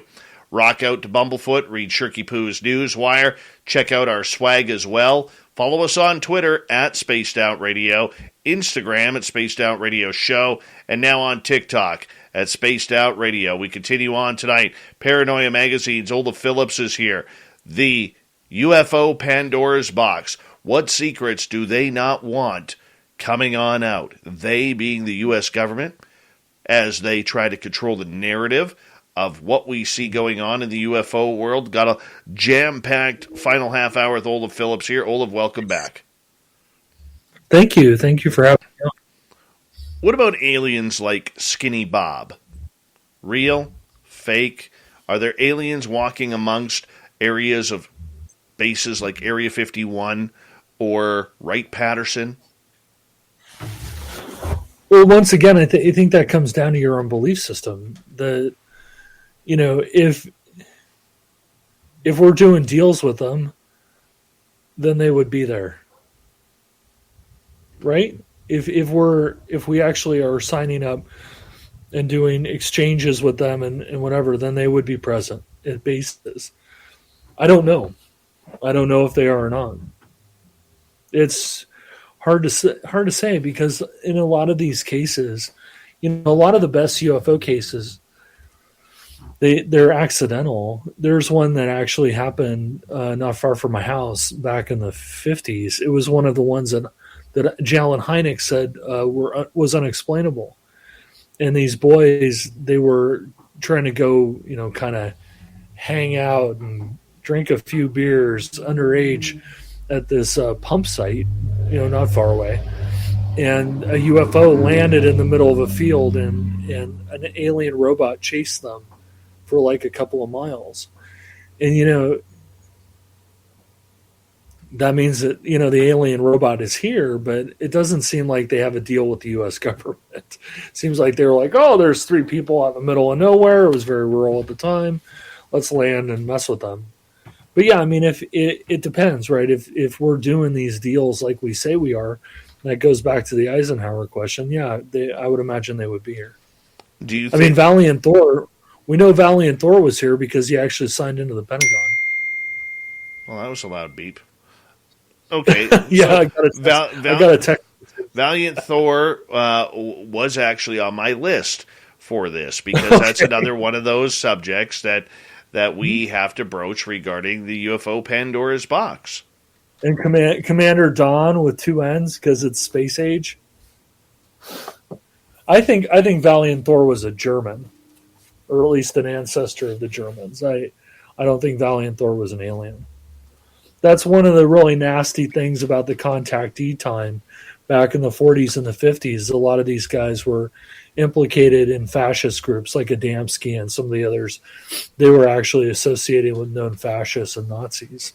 So, plus I always ask people, if I'm an alien, right, why would I name my child Brave God of Thunder? That makes no sense.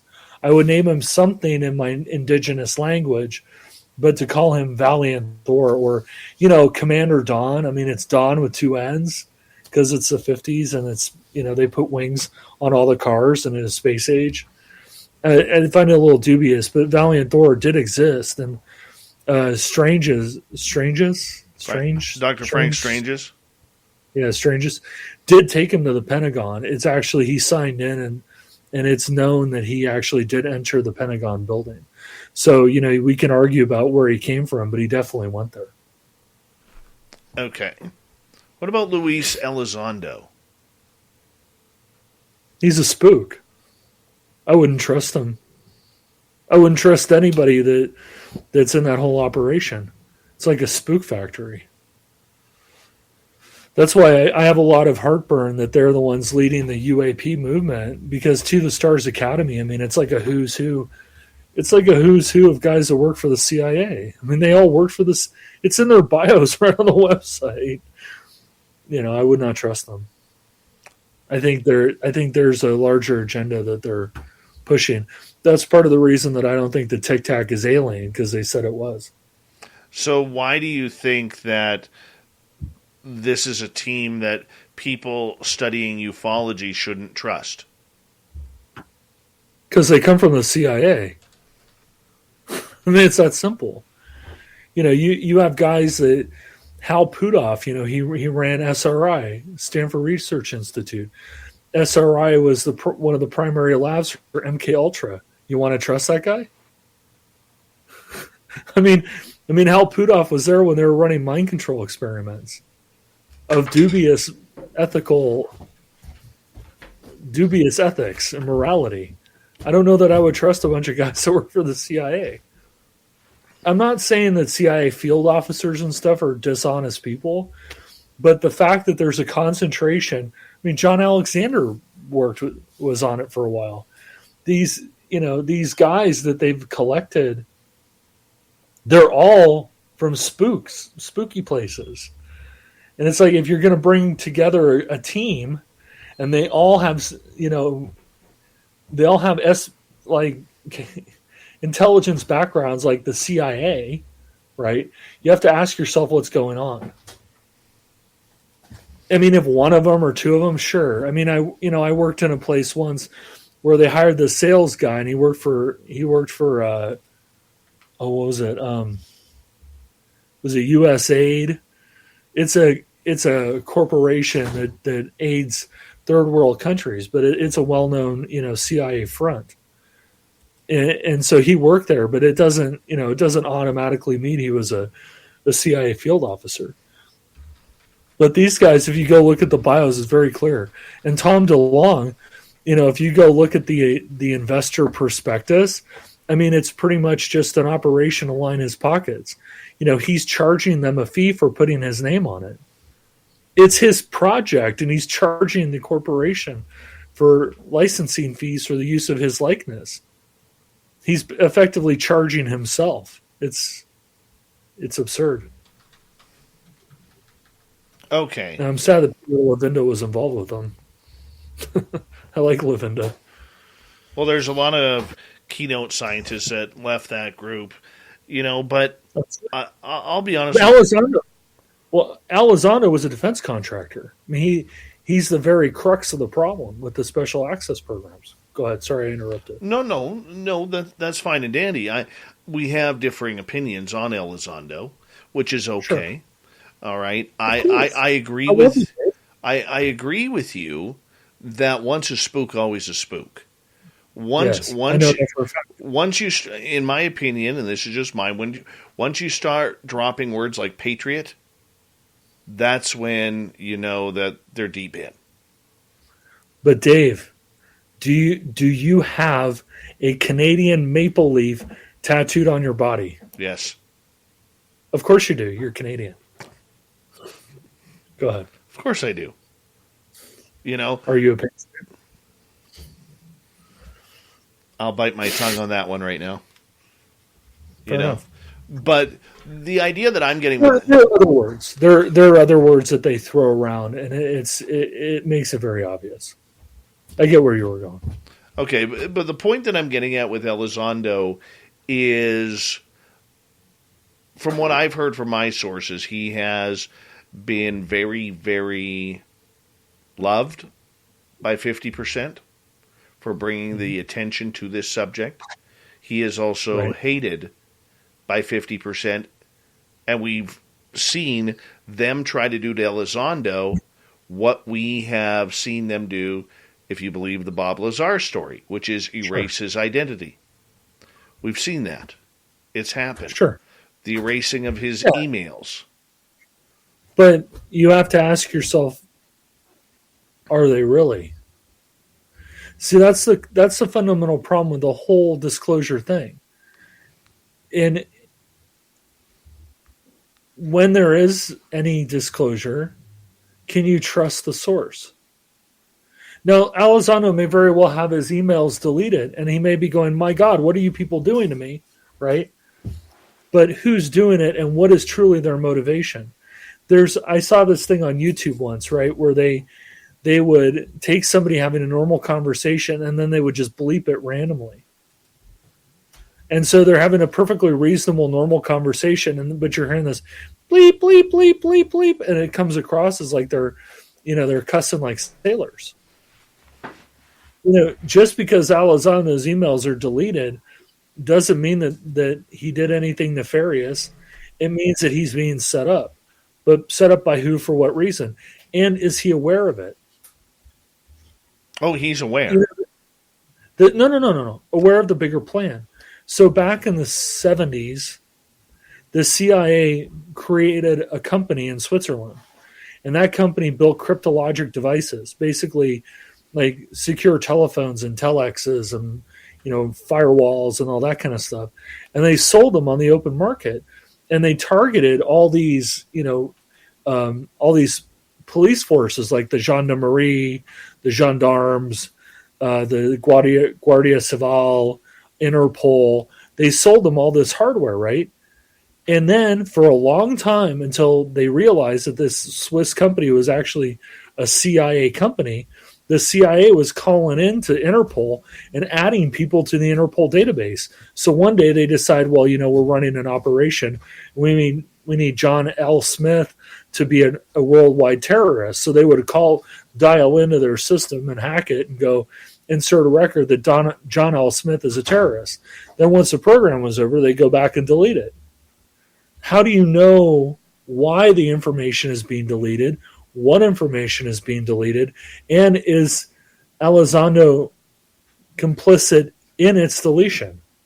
That's the problem. He may or may not be involved.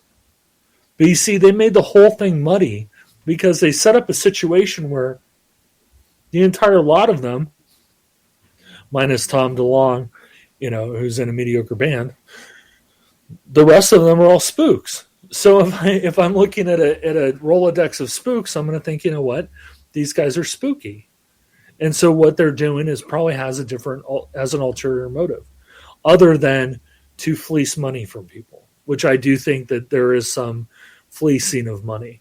But Elizondo, he may very well be just an honest to God victim. He comes across as being a very nice guy. I'd love to talk to him, but you can't. It's like everything else. It's nebulous, right? Okay. Let's continue on. Is the United States government in contact with extraterrestrials?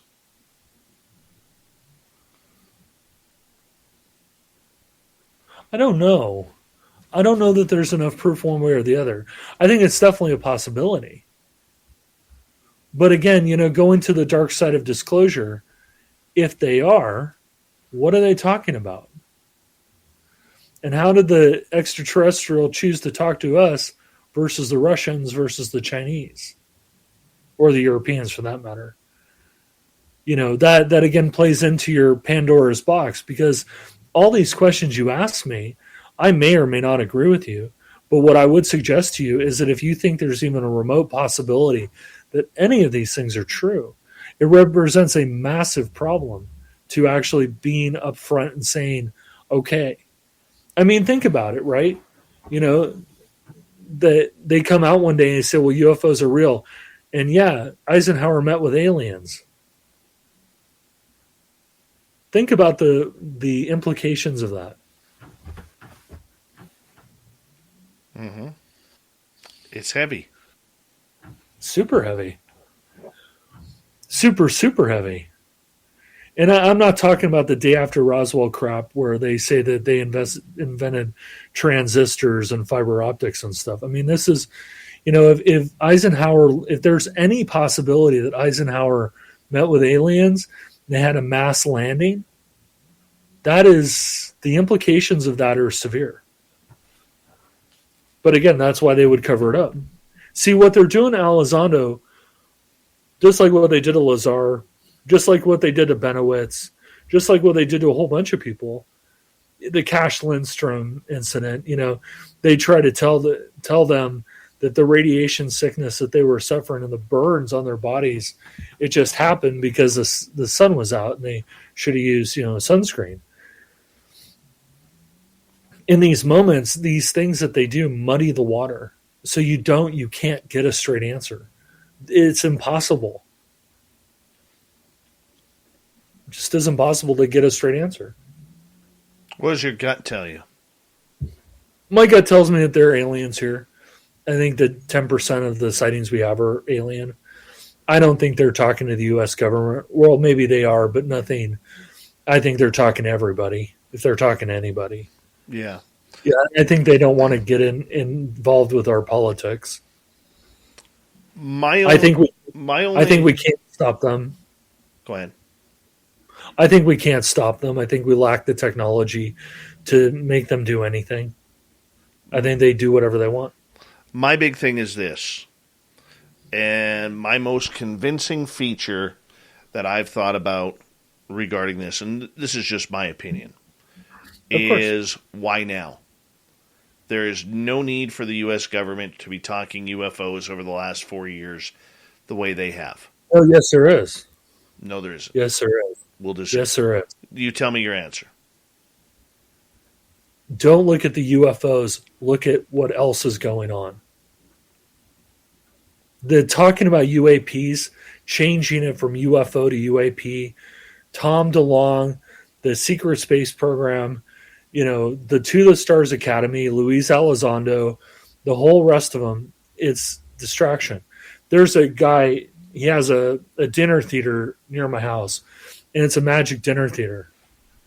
And it turns out I used to buy magic tricks from this guy when I was a kid, 30 years ago, and he's up there on stage and he's got the rings. And he's doing the crazy stuff with the rings. And you're like, oh my God, how is he making those rings work? Like, how does that work? It's all angles. I signed up for his YouTube thing where he shows you how he does it. It's so simple, like what he's actually doing. It's like a close-up magician. Don't look at his hands. Look at the other stuff, because he's directing you where he wants you to look. They want you to look at UAPs. They want you to look at To the Stars. They want you to look at Luis Elizondo. So go look at what's happening in the rest of the world.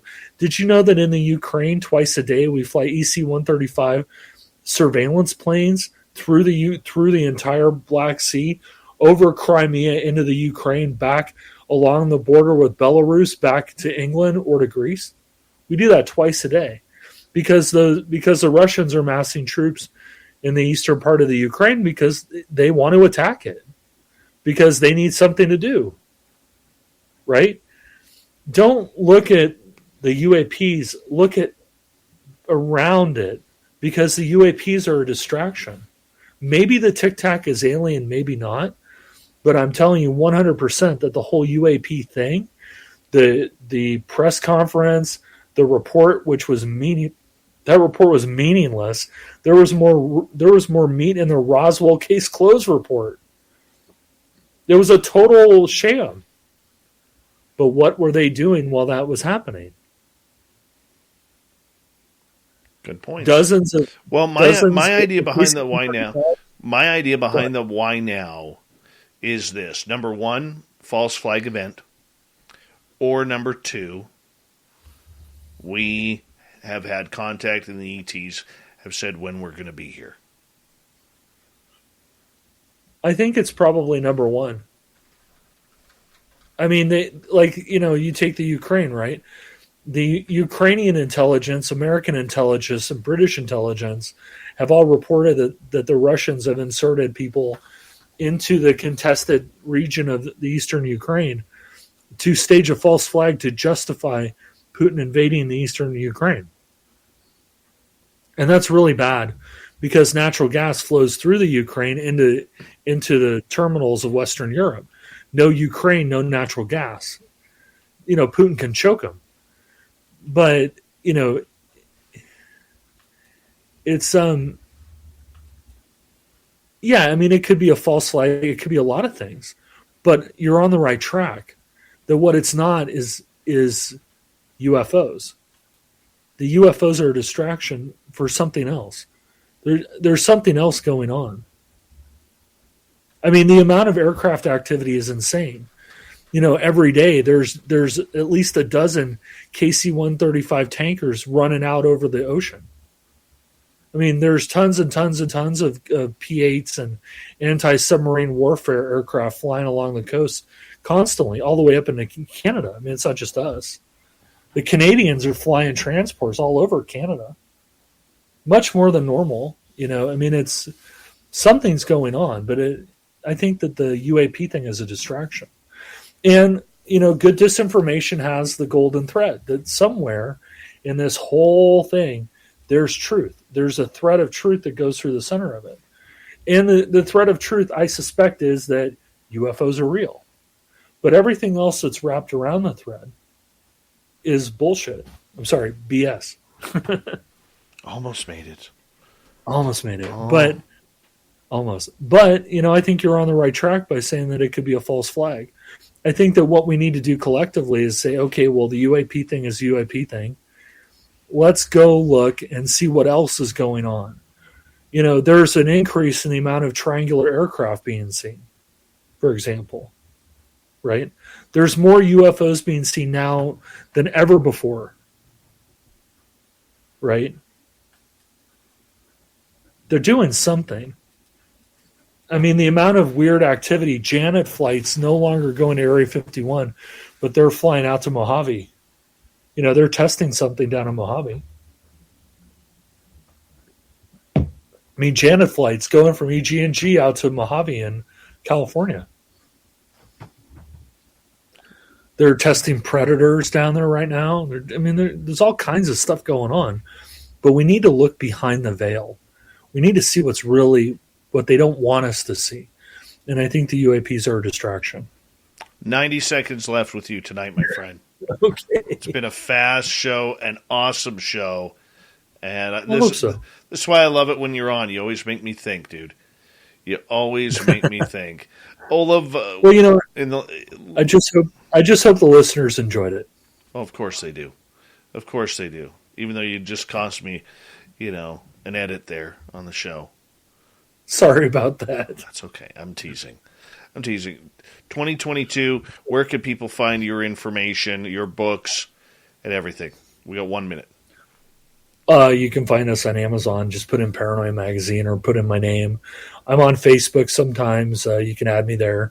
I'm on Instagram, Paranoia Mags. I'm there much more. I'm starting to mess around with Twitter.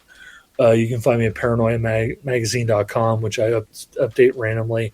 You can find me at the Celestial Lodge of Sirius.com, the Hermetic Assembly of Light.org. There's lots of places to find me. Instagram and Twitter are probably the best. Right on, buddy. It's always a pleasure to have you here on the show.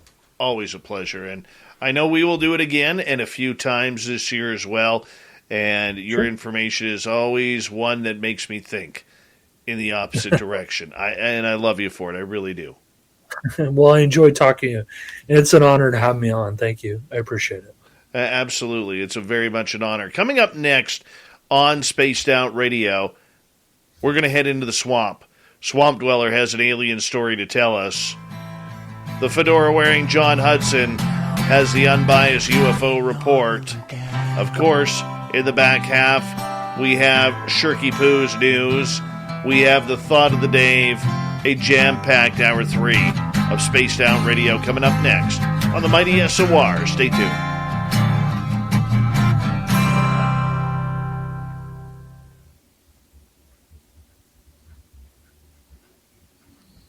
Great show, buddy. Hey, you too. It's always a lot of fun, and thanks again for having me on. It's a privilege and a pleasure. Anytime, brother. I always appreciate you coming on in. Yeah. Anytime. Just let me know. Groovy. I do want to see you in Vegas, though. Yeah, I'll be there. Good. I'll make it work. Good. I'll be there. Love it.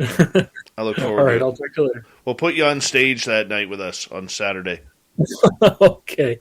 I guess I better get a new pair of shorts. You better get a new plaid shirt. I will. I'll get one just for you. Beautiful. All right, bud. See you soon. All right. Take care. Bye-bye. Olav Phillips, everyone. Gotta love that guy. He is awesome.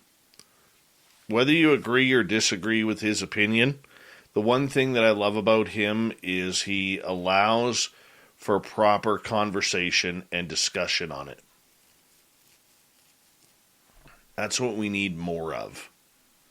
We really do need more of that, especially in this field. This field needs more love. More love. Hold on.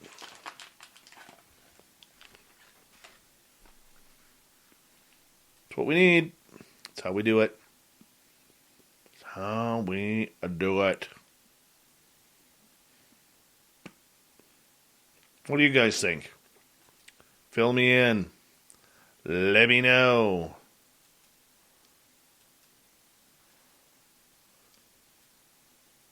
I am curious. Very, very curious. Then again, I always am. We love Dave.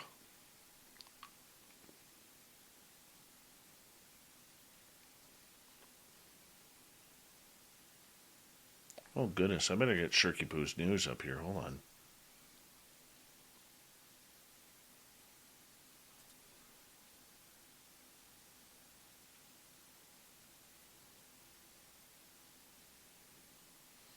What's this one?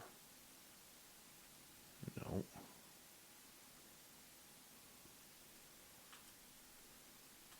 That's a funny one.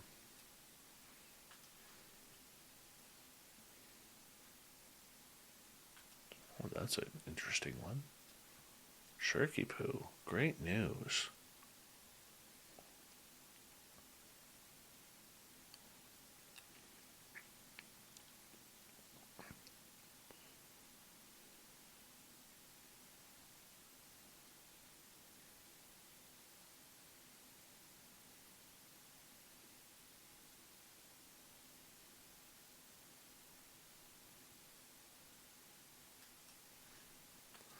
That seems interesting.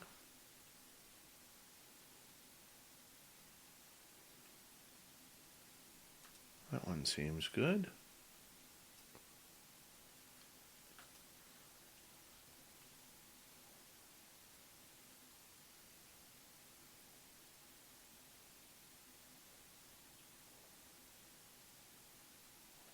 That one's funny. Sad but funny. Idiots. All right, there we go. Now we're set up. We're ready. We are ready.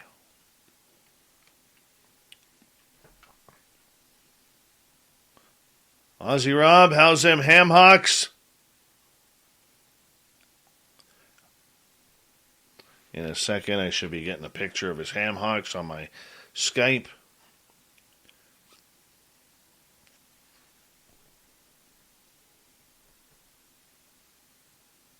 Oh, wonderful, Josh. Thank you.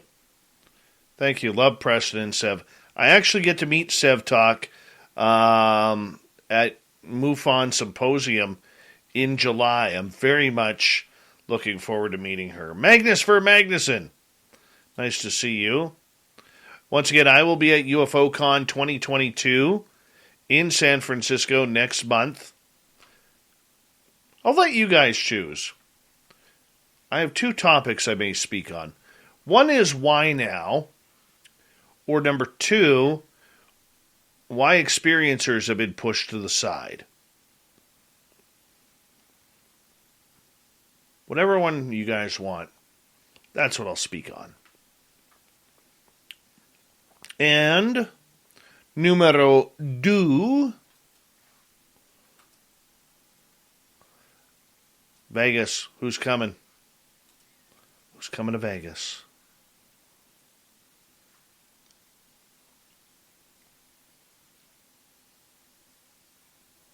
Who's coming?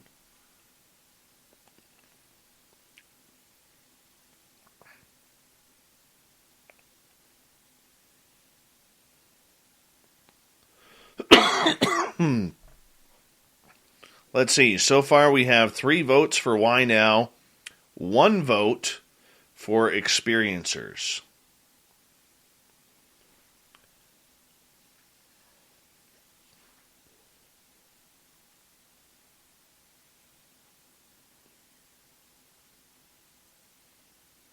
We got 30 seconds. And there's Ozzy Rob's Ham Hocks right there. Need to moisturize, buddy. You need to moisturize.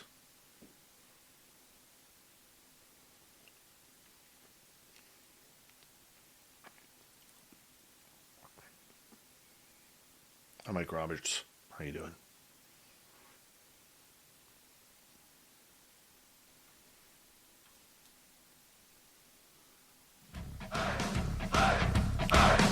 Would you like to connect with us? Head to spacedoutradio.com for all your latest show info. Now, back to Dave Scott and SOR. Third and final hour of Spaced Out Radio is now underway. My name is Dave Scott. Thank you so much for taking the time to join us. We really do appreciate earning your listening ears wherever you are on this beautiful planet we call Earth. Hello to everyone listening in on our terrestrial affiliates around North America, digitally on TalkStream Live, Revolution Radio, and KPNL. All of our archives are free. Go to youtube.com/Spaced Out Radio. Do old Davey the favor, hit that subscribe button. The Desert Clam has set the password for tonight in the SOR Space Travelers Club. YOG. YOG is your password. Use it wisely, Space Travelers, as the Clam sets the password each and every night right here on Spaced Out Radio. Our website is spacedoutradio.com. We have a plethora of features for you. Rock out to Bumblefoot, read Shirky Poo's Newswire. Check out our swag as well. Follow us on Twitter at Spaced Out Radio, Instagram at Spaced Out Radio Show, and now on TikTok at Spaced Out Radio. It is that time once again in the night where we leave our studios and we head into the swamp, where our resident friend and creepypasta storyteller, Swamp Dweller, joins us for another creepy tale from his YouTube channel, Swamp Dweller. Hi, Spaced Out Radio listeners. This is Swamp Dweller. It's time for your nightly dose of spookiness on the show. If you have an interesting encounter or a spooky story that you would like to share, be sure to submit them in at swampdweller.net. You can also find our YouTube channel at youtube.com/swampdwellerreads. Now, let's chill out, relax, and together, let's enter the swamp.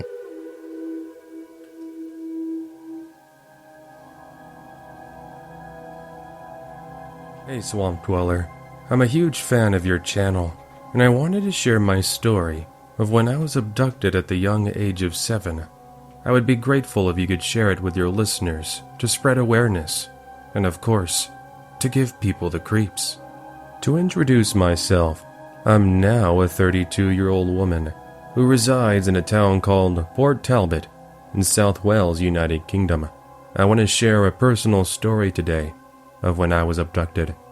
It's a story of strength, determination, and sheer braveness. Every day, I tell myself how lucky I am because of the story you're about to hear. Cardiff, South Wales, in the United Kingdom. I was 7 years old. The year was 1995. A crisp, dry spring morning. A Saturday in which I ventured into my next-door neighbor's house, where my childhood best friend resided. The front door was always slightly ajar in those days, as the neighborhood was what we like to consider as safe. Everyone knew each other. I got the attention of my friend, who we'll call H. We left the house, and we began to play outside the house on the pavement, skipping with a rope and dancing around. A short while later, a tall red-haired woman appeared. We knew her. Her name is Caroline. She was H's mom's friend, an intimidating build of a woman, wearing black knee-high boots, red fishnet tights, a red leather skirt, and a black top and jacket, and plenty of makeup. In fact, too much makeup. Her hair was loud and frizzy shoulder length. She has this habit of making a deep short cough noise every couple of minutes, as if she had a cold or something. I remember she had a cigarette in her mouth. She was a lady whom I would describe these days as big, as both myself and H know Caroline, so we kindly greeted her as she approached the front garden, where we were playing. Being the cute kids we were, we got excited to see her. We yelled her name with excitement, and she just stopped and said, "H, where's your mom?" She replied, "In the house. Do you want me to go get her?" "Oh, no, it's okay. I'm just wondering is all. She asked if you could come with me to my place as she wanted a bit of quiet time." "Oh, okay, I guess." We began to follow Caroline. We dropped our skipping rope and headed on our way. A few yards along the road, Caroline put her hands out as if for us to hold it, to which we did. A woman walking with a 5- and 7-year-old kid along the street, the children smiling and happy. No one would have known that we were in potential danger. Little did we know what was about to happen. I remember walking to the end of the street and beginning to panic. I wasn't allowed to leave the long terrace street in which I resided. My dad had told me that if I left, I would be punished and grounded. But then I remembered that actually it's okay. Caroline is a friend of H's mom, so we won't get into trouble.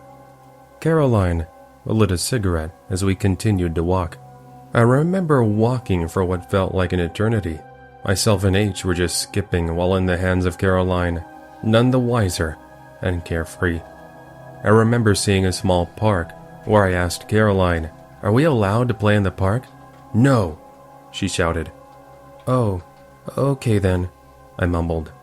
I remember the shudder of her hand while it was holding mine, and her loud outburst of no scared me a little, but I knew that no meant no, so I cared no more. At this point, H just looked at me with a small, confused smile. What felt like an hour later, we arrived at the property of Caroline, a small block of flats, ground floor, front door to the right. At this point, I'm kind of excited. I never really got to go to places unless it was my grandma or my auntie's house, so I was inquisitive. We got inside and the door closed behind us. Caroline immediately bolted the door and crossed the chain. I didn't think too much of it at this point, as I guessed she was trying to look after us. We went into the flat. It was an open plan, a kitchen to the right, and a large open space living room to the left, very spacious. I vividly remember her vertical pink blinds in the windows. They were all in the closed position. Myself and H were just kind of wondering what to do. Caroline didn't turn the TV on, and she began to act a bit strange. She was pacing across the living room, not too fast, but enough to recognize. H and I were just doing what little girls do. We were clapping our hands and singing songs, and giggling, the average stuff. Being that H was younger than me, I felt a small responsibility for her, but I wasn't too educated myself. Caroline was peeping out her blinds at the living room side. The window here faced the main street. She was peering and looking around constantly. I picked up this behavior quite quickly, but I didn't ask her what she was doing. In hindsight, I know she was waiting for someone, looking for their arrival. Caroline paced again, and at this point, I was starting to get a bit worried. I asked if we could watch the TV, and she again shouted and said, "No." I got quite upset here. I didn't understand why we weren't allowed to watch television, or why she would shout at us. I mean, she said she was looking after us, so why not? Now, I was quite a moody child, so I got quite upset over this. H was really none the wiser. A few minutes later, Caroline went back to the front window, poking her head out as if to look for someone. At this point, I'd asked her, "Are you looking for someone?" "Yes, I am. They're late." I didn't think much of it at this point. It just justified her behavior in my mind. Her behavior repeated like this for a few minutes. It got to the point where I asked if I could go home as I was hungry and I was tired. Caroline shouted, "You're not going home." I replied, "What? Yes, I am. You said you were just minding us." She told me to be quiet and to just sit down. She then began to light another cigarette. She was angry, and I didn't like it. I guess you could say my instincts kicked in, but at the age of 7, I'm not sure if this was a skill that someone could develop. I started to panic, and H looked deflated and upset. By this time, it must have been at least 2 hours, although it felt like weeks. I went to approach the front door, but Caroline halted over toward me. She said, "What do you think you're doing?" "Well, we want to go home now." "You're not going anywhere. You're staying here with me." I began to cry. I was really upset at this point, and of course, I was frightened. I got H and we sat on the sofa, but I was still petrified. I wanted my mom.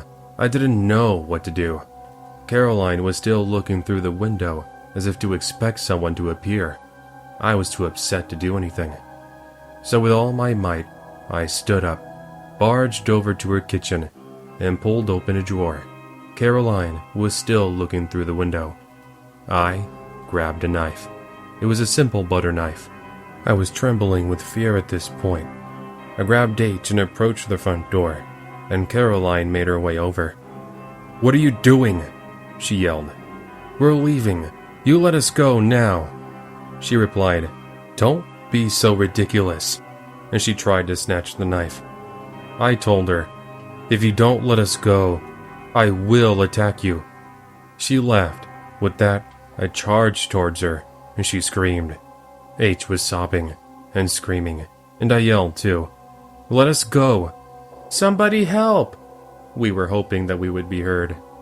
We continued to scream while the knife was facing Caroline. She panicked and told us to shut up and calm down. She then turned her back and walked towards the window.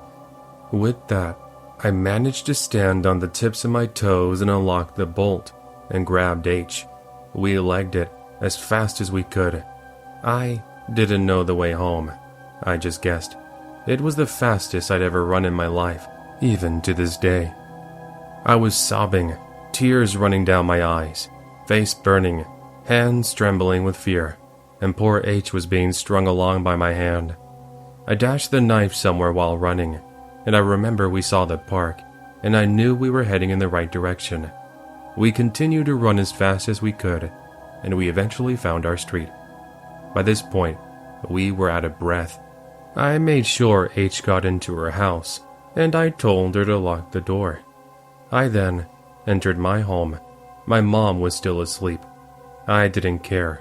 I was home. To this day, I genuinely believe both myself and H were going to be sold to unknown predators, or taken, or perhaps we were going to be used for human trafficking, or for sex slaves. Who knows? I'm just glad that I found the strength to get away. I don't remember seeing Caroline again after that. I remember telling my mom the story when she woke up, and of course she didn't believe me. That still hurts me, even to this day, as I know it would have been a different story if I was gone forever. A few months after the incident, we moved to another area, and although it went to the back of my mind, I'll never forget that I was abducted. Never underestimate those closest to you when you have children. Oh, my goodness. That is freaky. I think that is every parent's nightmare right there. Thank goodness they got away. All right, let's cheer things up a little bit here, because it is that time, once again, where we bring in the fedora-wearing John Hudson for the unbiased UFO Report.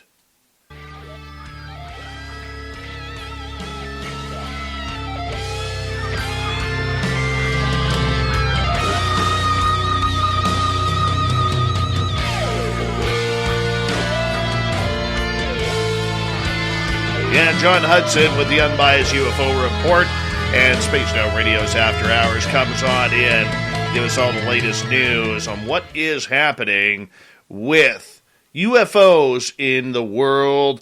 And John, it's always a pleasure to have you here. How you doing, buddy? Actually, Dave, I'm going to leave. I'm going to go hang out with my daughter after that story. I just, I don't know if I can do the news. Right. that was harsh, man. I actually missed the beginning, but I can go back and listen to that. You know, my daughter turned 23 today. Oh, wow. Congratulations. Yeah. Yeah. Very cool. Called her up. I said, what do you want Dad to get you? And she's like, I don't know, Dad. I don't know. Yeah, what do you want? I mean, like, God, like, what? So, yeah, anyway. I figured 23. I got her a manicure and a pedicure. Send her some money. Oh. Told her to go book herself for a nice couple of hours at the spa. Yeah, get a manicure and pedicure on Dad. And then with the money left over, go for a nice dinner and drink and go enjoy yourself. So, dude, that was. I mean, keep in mind we're two guys making these determinations, but my personal opinion is that was an excellent solution. Well, it works, and that's what works for me. And my baby girl at 23, wow, man. 12:59 this afternoon turned 23, and it's just like yesterday. I remember every moment of that day, man. Every moment of that day. Best day of my life. Next to my son being born. Best day of my life. Yes. All right. Yes. Happy birthday, little girl. Well, she's not so little. Not so little. Today her hair is like half purple, half green. So that's kind of... Is it really? Yeah, it's really cool. That's actually. awesome. Yeah, it's really cool. Oh, that is cool. That is really cool. I love it. Huh. All right. That's neat. UFO report, man. We're going straight into Luis Elizondo. Yeah, and what's funny is that when I was gathering all these stories, like some of this actually came from Bryce Zeibel's portion of his interview with George Knapp, which was also very good. And it was kind of funny because what I found was that even the stuff I was pulling from Bryce's interview was still all about Elizondo. So it essentially just ended up being a big Elizondo show as far as the notes were concerned. Hi, Maui, yes. But some very, very interesting things are breaking. So essentially, the first one is that on the Sunday, January 6th Coast to Coast AM show with George Knapp, when Luis Elizondo interviewed him, he actually, and I don't have the exact quote right here, I apologize for Maui, but basically what he said was something to the lines of, and I've had two different people both agree that this is what he was alluding to, that we have essentially attempted to take out a UFO, that we've attempted to, in one of these areas where we have repeated incursions and repeated contact, that and there's no indication as to whether we've succeeded. Elizondo was specifically asked if we have succeeded. He said no. He did say that he is aware of times where we failed, and essentially, okay, look, I mean, anytime you're talking about recovery, you have to assume that some recoveries are not always going to be done off the ground. That you could end up baiting a target, and somehow we certainly do that in nature. However, I think, at least for me anyway, this is the first time I've had it called out so plainly that this organization has unilaterally decided to go out and go here kitty kitty kitty kitty to the aliens and didn't consult us first. I could just imagine what they tried to use to bring down UFOs. I mean, because let's face it, a Phoenix missile or a Sidewinder is just not going to do it. Oh, I guarantee you, Dave, that none of the attempts made involved physical objects. It was all field related. It was all just fields, my friend. But yeah, no, and that's the problem is it like, I mean, okay, so let's go on the assumption that some of what is being seen are individuals from other dimensions or other places in the universe, and let's assume that the variation in craft that we see are an indication of the sources of those craft. There really is craft coming from that many different places. If that's true, and I don't know if it is or not, but I'm just saying if that's true, then that would indicate that every single one of those vehicles would have a completely different set of vulnerabilities. You might have two that are vulnerable to electromagnetic attacks, and the rest of them aren't. Right? It might be that one species was sensible to electromagnetic attack until they lost two ships at that dumb planet Earth, and now they shield from it. Right? I mean, who knows? Right? I mean, we have no idea how this plays out. But to me, it's very just kind of shocking that I don't know. To me, like if anyone's going to go up to an alien and go here kitty kitty, I don't know. It just seems like more people should be voting on that one. It makes me wonder what the U.S. military and all of these companies like Lockheed have learned over the years from these craft, because if they are thinking of building technology to potentially shoot one of these down, John, this is something where that technology is going to be so highly advanced, like things we've never seen before, some sort of laser beam or something like that. I totally agree, and sorry for interrupting. What I was going to say is that one of the most important aspects of the entire defense apparatus of the United States is ELINT. It is the ability to gather electronic surveillance from other craft to determine how they function. It's something we are very good at. And I guarantee you that as much as can be gleaned, I sure has. Elizondo has alluded in several conversations to some very... at one point he basically says that there is a very simple and cheap way to actually locate them in the atmosphere that we will all be shocked when we discover what it is. I mean, that's a hell of a thing to say, right? I mean, I'm kind of paraphrasing him, but we got about 90 seconds here before we have to move on here and take a break at the bottom of the hour. We have John Hudson here with the Unbiased UFO Report. John, in regards to Elizondo's former manager, this name came out. Yes, and I debated back and forth as to whether I wanted to say the name or not, and I think in light of how Lou Elizondo reacted to George Knapp, I'm not going to, and you're welcome to, and everyone, please, I encourage you to go listen to the actual interview where you will hear it. It's a good interview, but give it to us. I mean, give it to us. No, I know. I didn't look up what the name is. I actually don't know what it is because the way Elizondo reacted. Hold on. Why would you put it into the report then? Well, because it's an important data point, but I want to let people discover it for themselves, and to me, like outing that individual, if George Knapp wants to do that, that's his business. But you should have seen how Elizondo reacted to it when Knapp dropped his name. Well, I mean, now that it's out, we should have it. Basically, his response was, "My mom told me that I shouldn't say anything about people unless it's something nice, so I'm not going to say anything." Well, that's fine and dandy, but Like that's if the literally like how he responded, right? If Like, the name is out, dude, that's our job. okay. I apologize. And to me, like I come from a military family. I always defer to that, and I was just trying to respect Elizondo's, candor and his position, and leave it to Knapp to report it. And so I do apologize. Next time I'll get the name. But I actually intentionally didn't get the name because I didn't want to slip it out. Hold on, John. The unbiased UFO report with the holding back John Hudson here on Spaced Out Radio. It continues right after this, so stay tuned. The final half hour is next.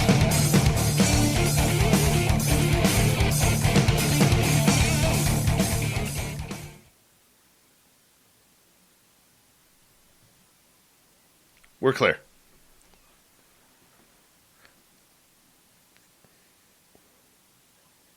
That's funny. And what's funny is I actually like intentionally didn't figure out didn't learn what it was or didn't write it down because I didn't want to say it like by accident. So I figured if I'm going to not say it, I got to not say it. So it's better if I don't know it. It's our duty now to say that name. Just okay. All right. If you say so. Just because one person said it. If it was saying he's still active. You would put on there allegedly. Okay. All right. Fair enough.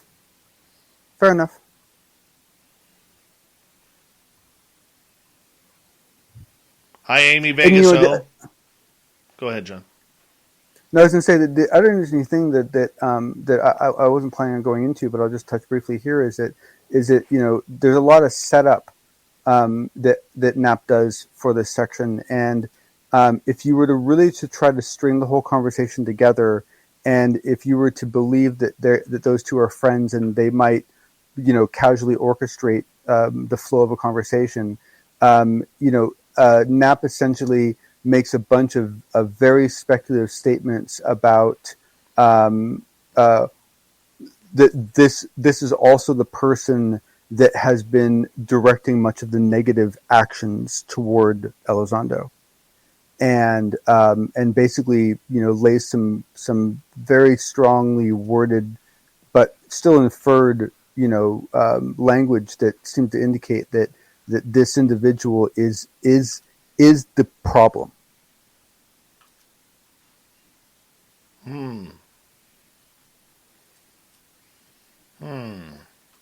Is the reason why Elizondo resigned. I understand that, and I can appreciate and is still active in the Pentagon and still active within this organization. And so still has the ability to influence things. It's messy.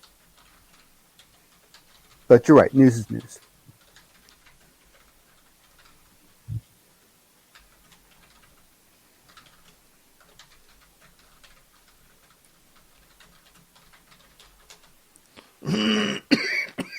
Excuse me. Oh, yeah. I'd have named him. It's out. I'd have named him. Thurston Howell III. Big J. What's happening? So I just want to go on the record as saying that I think your guest. Well, I think he's Illuminati. I just saying. He's too lumberjack to be Illuminati. He's clearly Illuminati. He's a big man. He's a big that man. That guy is selling so much. It's disturbing. Says the guy who buys everything from the government.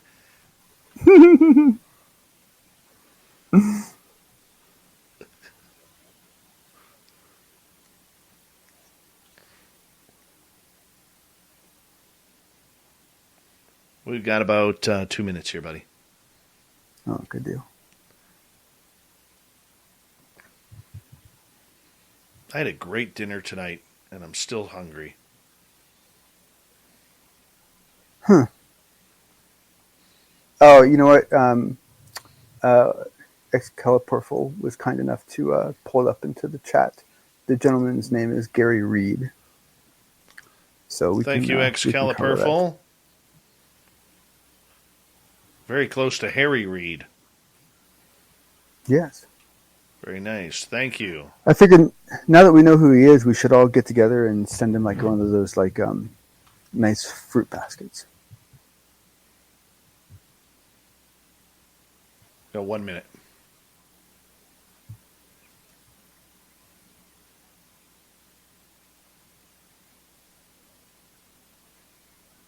You know what I never knew YouTube had that I'm getting addicted to real quick? Is they have live feeds that run 24 hours a day from the deserts of Africa, where you get where they put it by the cameras by watering holes, so you get to see all the animals. It's pretty damn good, man. It is. It is. I haven't gone into any of those yet. I keep meaning to, but yeah, that's supposed to be some spectacular stuff. Oh, dude. And the camera quality is so good that it's. I mean, you don't get the smell and the feel, but I mean, you're really getting almost better visuals than you would get if you were there. Yeah. Hold on, buddy. Here we go.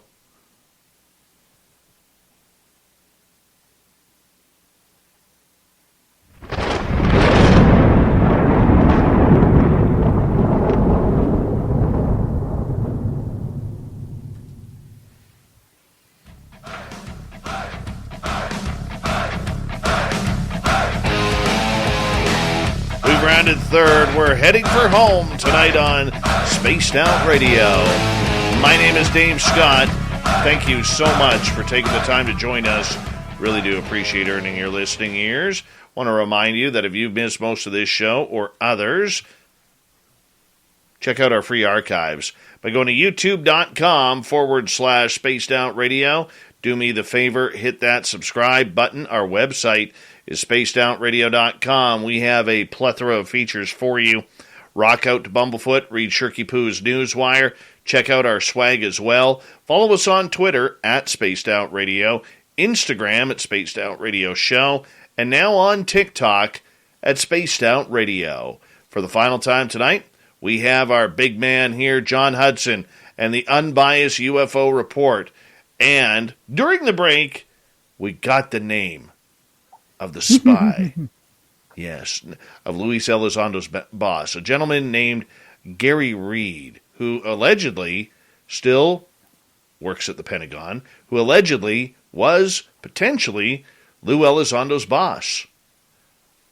Yes, and it should be said that it is George Knapp that, or at least George Knapp and his team, that did the footwork to discover who this gentleman was. And it was him basically saying to Elizondo, I know you won't say his name, but I believe I found him. Is this the gentleman? And then Elizondo responding how he did, that essentially the whole thing came out. So it's an interesting exchange to listen to. Wow. All right, let's move on, John. We got a lot more topics to announce, but we're sticking with Lou Elizondo because he literally has been silent over the last couple of months here.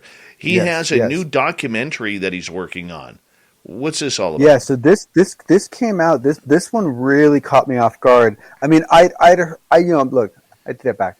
I know of several different projects that Elizondo has been tied to at different levels at different times over the last couple of years. So it's not to say that he doesn't ever get involved in these. I don't mean to say that whatsoever. But the way he phrased it, to me anyway, indicated some ownership. The way he phrased it to me indicated that he felt, at least, that he had some ownership over this one. That this one was that he was putting some of himself into this one, and you could tell that there was a lot of pride in this one.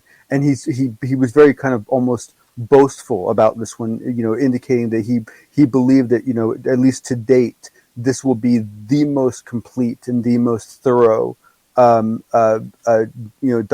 documentary on the topic that seen to date. I would argue that he showed more passion about the documentary than he did his book.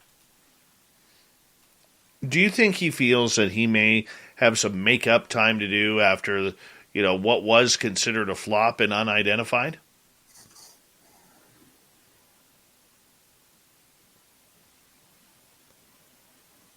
No, I don't know. I don't think. I don't think. No, I really don't think. I don't think Elizondo thinks that way. I don't think he thinks in. I don't think he thinks in those terms. I think he looks in terms of the best outcome that he can possibly achieve in each situation. And if he achieved the best situation he could, then that's all he could do, and he moves on. I don't know. I don't know.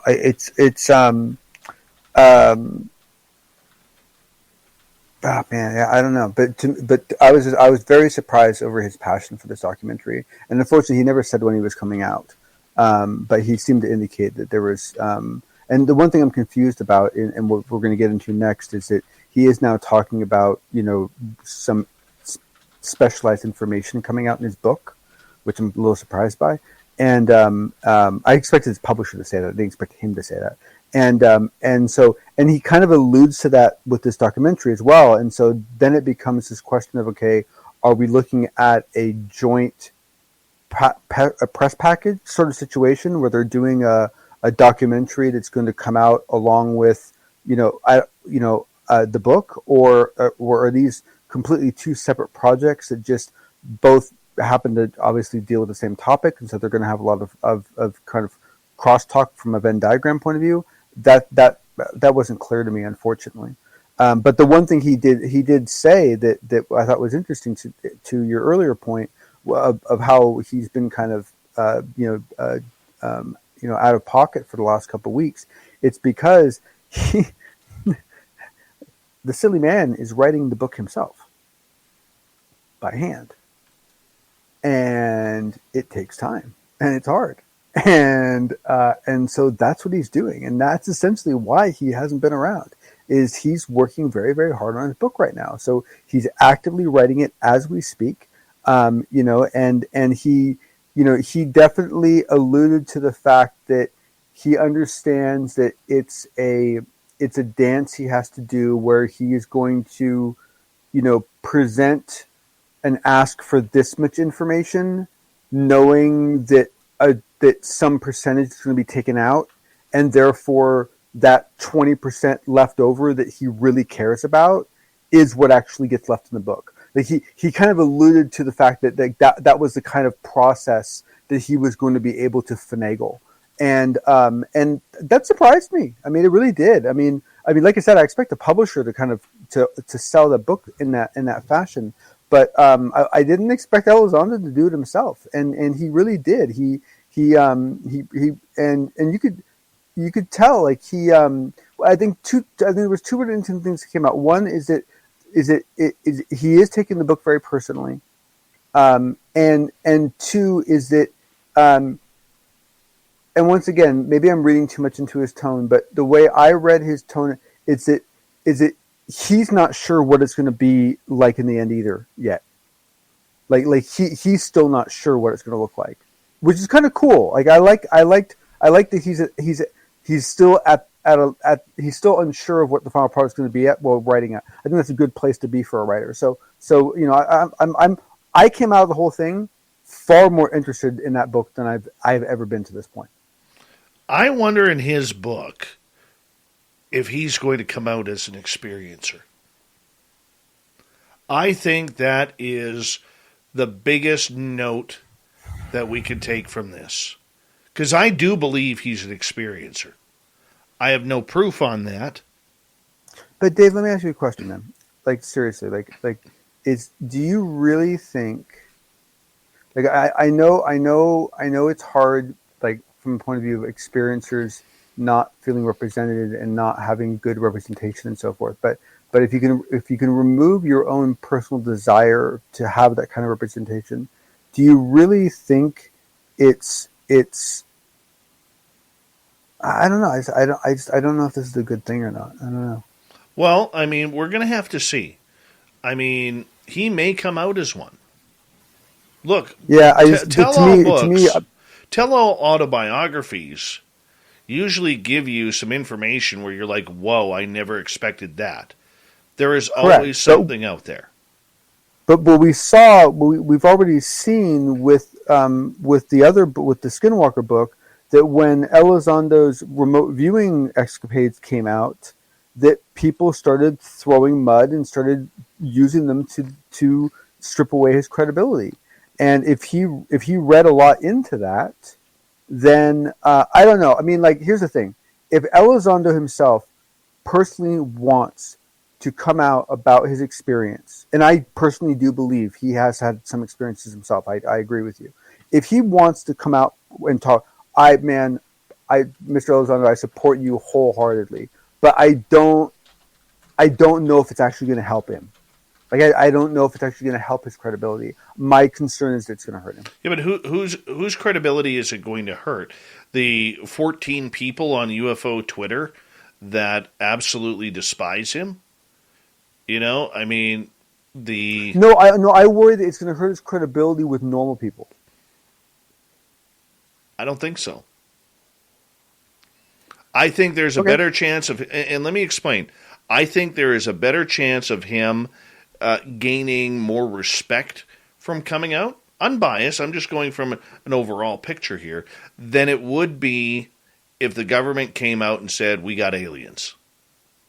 I think that is the progression and the start of phase 3. As we know, there are phases to this. We've been told that all along. Phase 1 was acknowledgement. Phase 2 was admittance that UAP are real and not Russia or China. Phase 3 is contact. And if you have Elizondo come out saying that he's had contact, it's a massive story. Massive story. It is a massive story, but when you consider how many non-experiencers and non-educated in this topic people there are in the world that need to start developing some cognizance of this issue and some trust in the people that are giving the message, my concern would be that essentially, I mean, we even saw this with Jimmy Carter, right? To me, I don't know. I really look forward to the day this isn't so. But to me, we still live in a time where sharing your personal experiences is a great thing to do if you personally value it and you personally get something out of it. But from the outside world, it's not going to play out in your favor. Well, you know that, and I know that, John. All right? But it may be the chance that he's willing to take. And maybe his advisors have told him that he is going to be the guy for ET contact. And if that's the case, that's awesome. That is awesome. I would love to see that. Right? And that's all I'm saying. That's all I'm saying. No, I agree. Yeah. No, I agree. And actually, and Dave, you just touched on something that I wanted to touch on, and that is that the other elephant in the room is that we can't assume that Elizondo is doing anything now on his own, right? Danny Sheehan has at least a advisory nod or voice in any significant, public actions that Elizondo takes is my assumption, right? And so, I wouldn't be at all surprised if we don't see Danny Sheehan nudging Lou to go further out on the ledge than perhaps he was planning on, and then being able to say to him, and I can provide you cover for that. Like, to me, those two of them together could get into a lot of trouble together in a good way. Well, I think there's a lot more security there with Daniel Sheehan. I really do. Yeah, for sure. But it's still, so much of it is black box to us, right? And that's the hard part. That's the really, really challenging part. Absolutely, John. And is there any update on when his book may be coming out? No, actually, he didn't allude to that.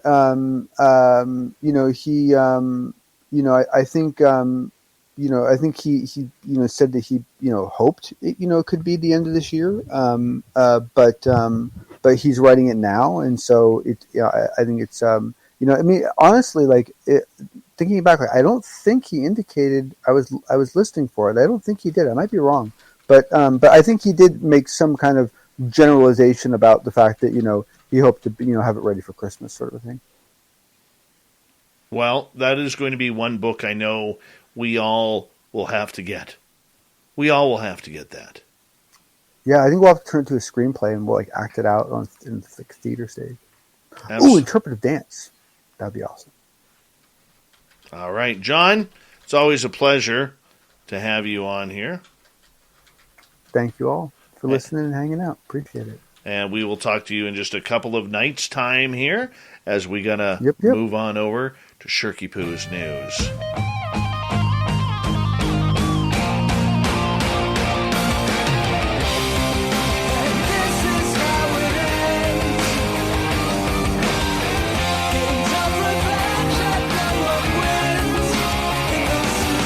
The news is always changing. That's why Shirky Poo has us up to date. We're going to start off with a little bit of art here. For centuries, Rome has been an art lover's paradise, drawing tourists, historians, and all manner of cultural connoisseurs.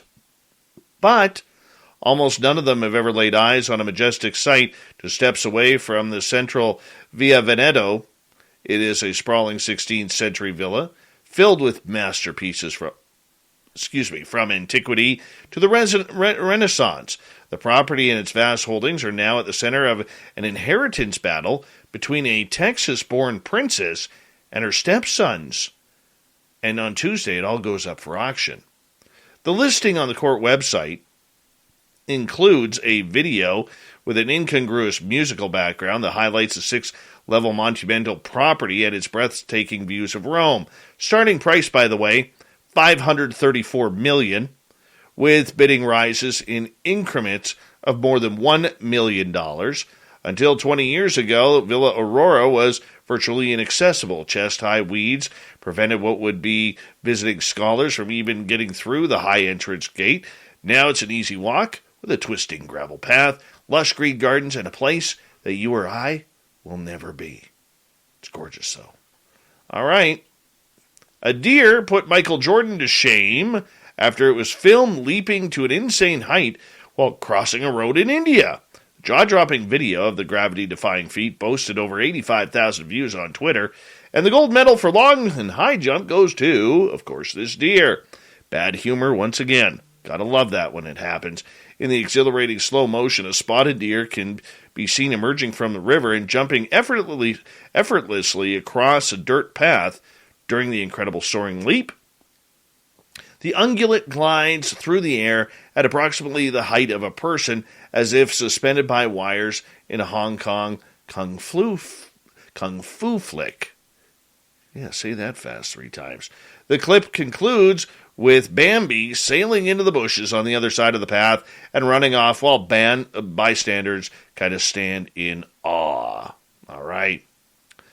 Out of this world, literally, a black diamond will go to the highest bidder at Sotheby's. The record-breaking 555.55 carat gemstone, dubbed the Enigma, was ranked among the largest and toughest diamonds in the world, and it's thought to have dropped here millions of years ago from outer space.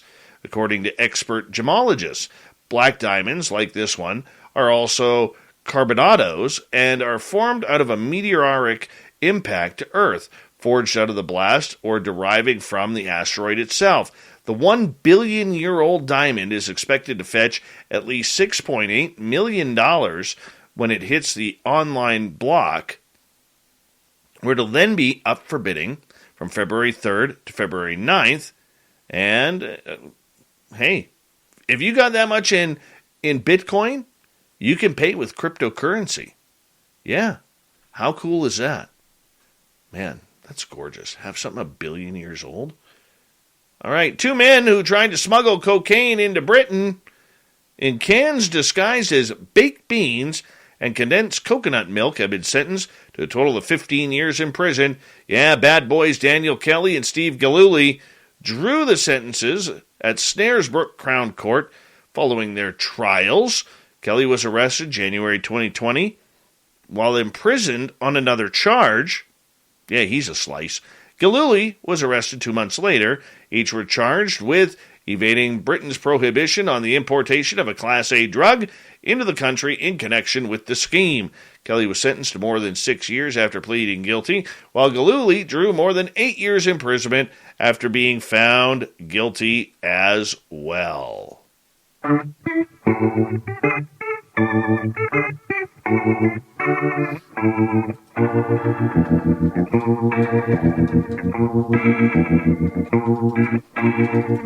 Thought of the Dave happens every night at this time, where we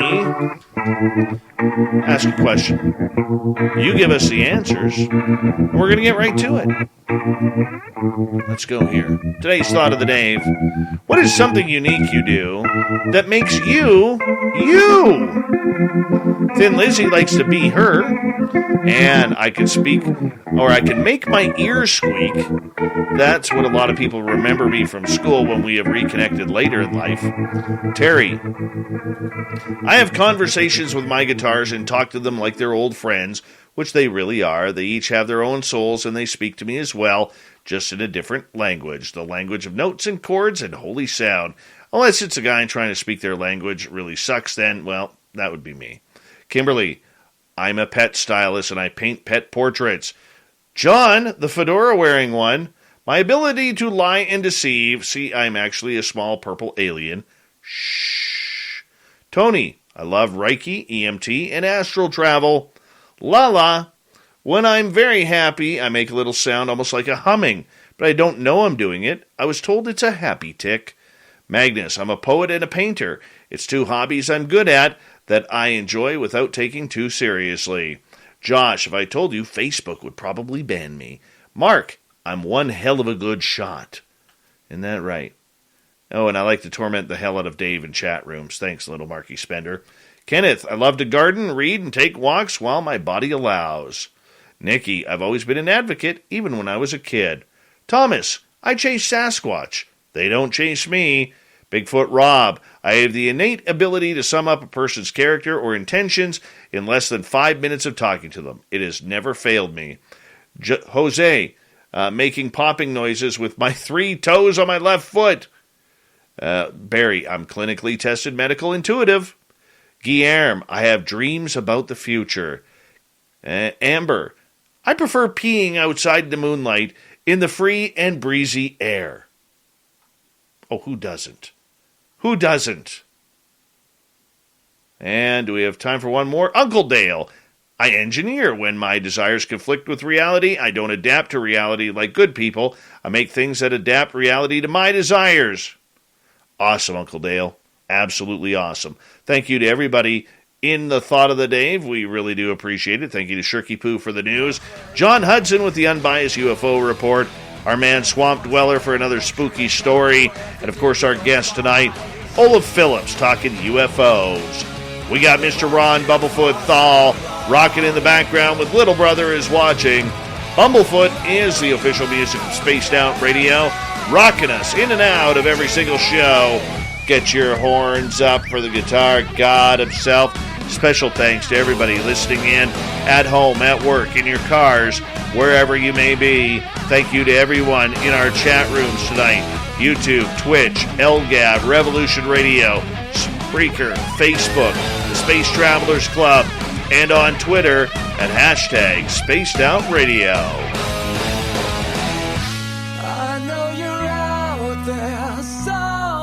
Remember, this show is copyright by Spaced Out Radio and SOR Media Ventures Limited.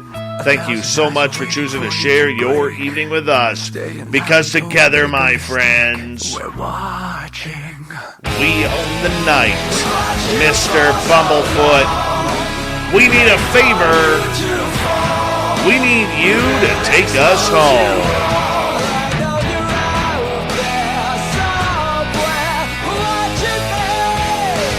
Yes, the Woo train has docked for the night. But soon, my friends, we shall ride again. Your seats are always available. Your tickets never expire. And if you want to bring a friend, we got room for them too. Good night.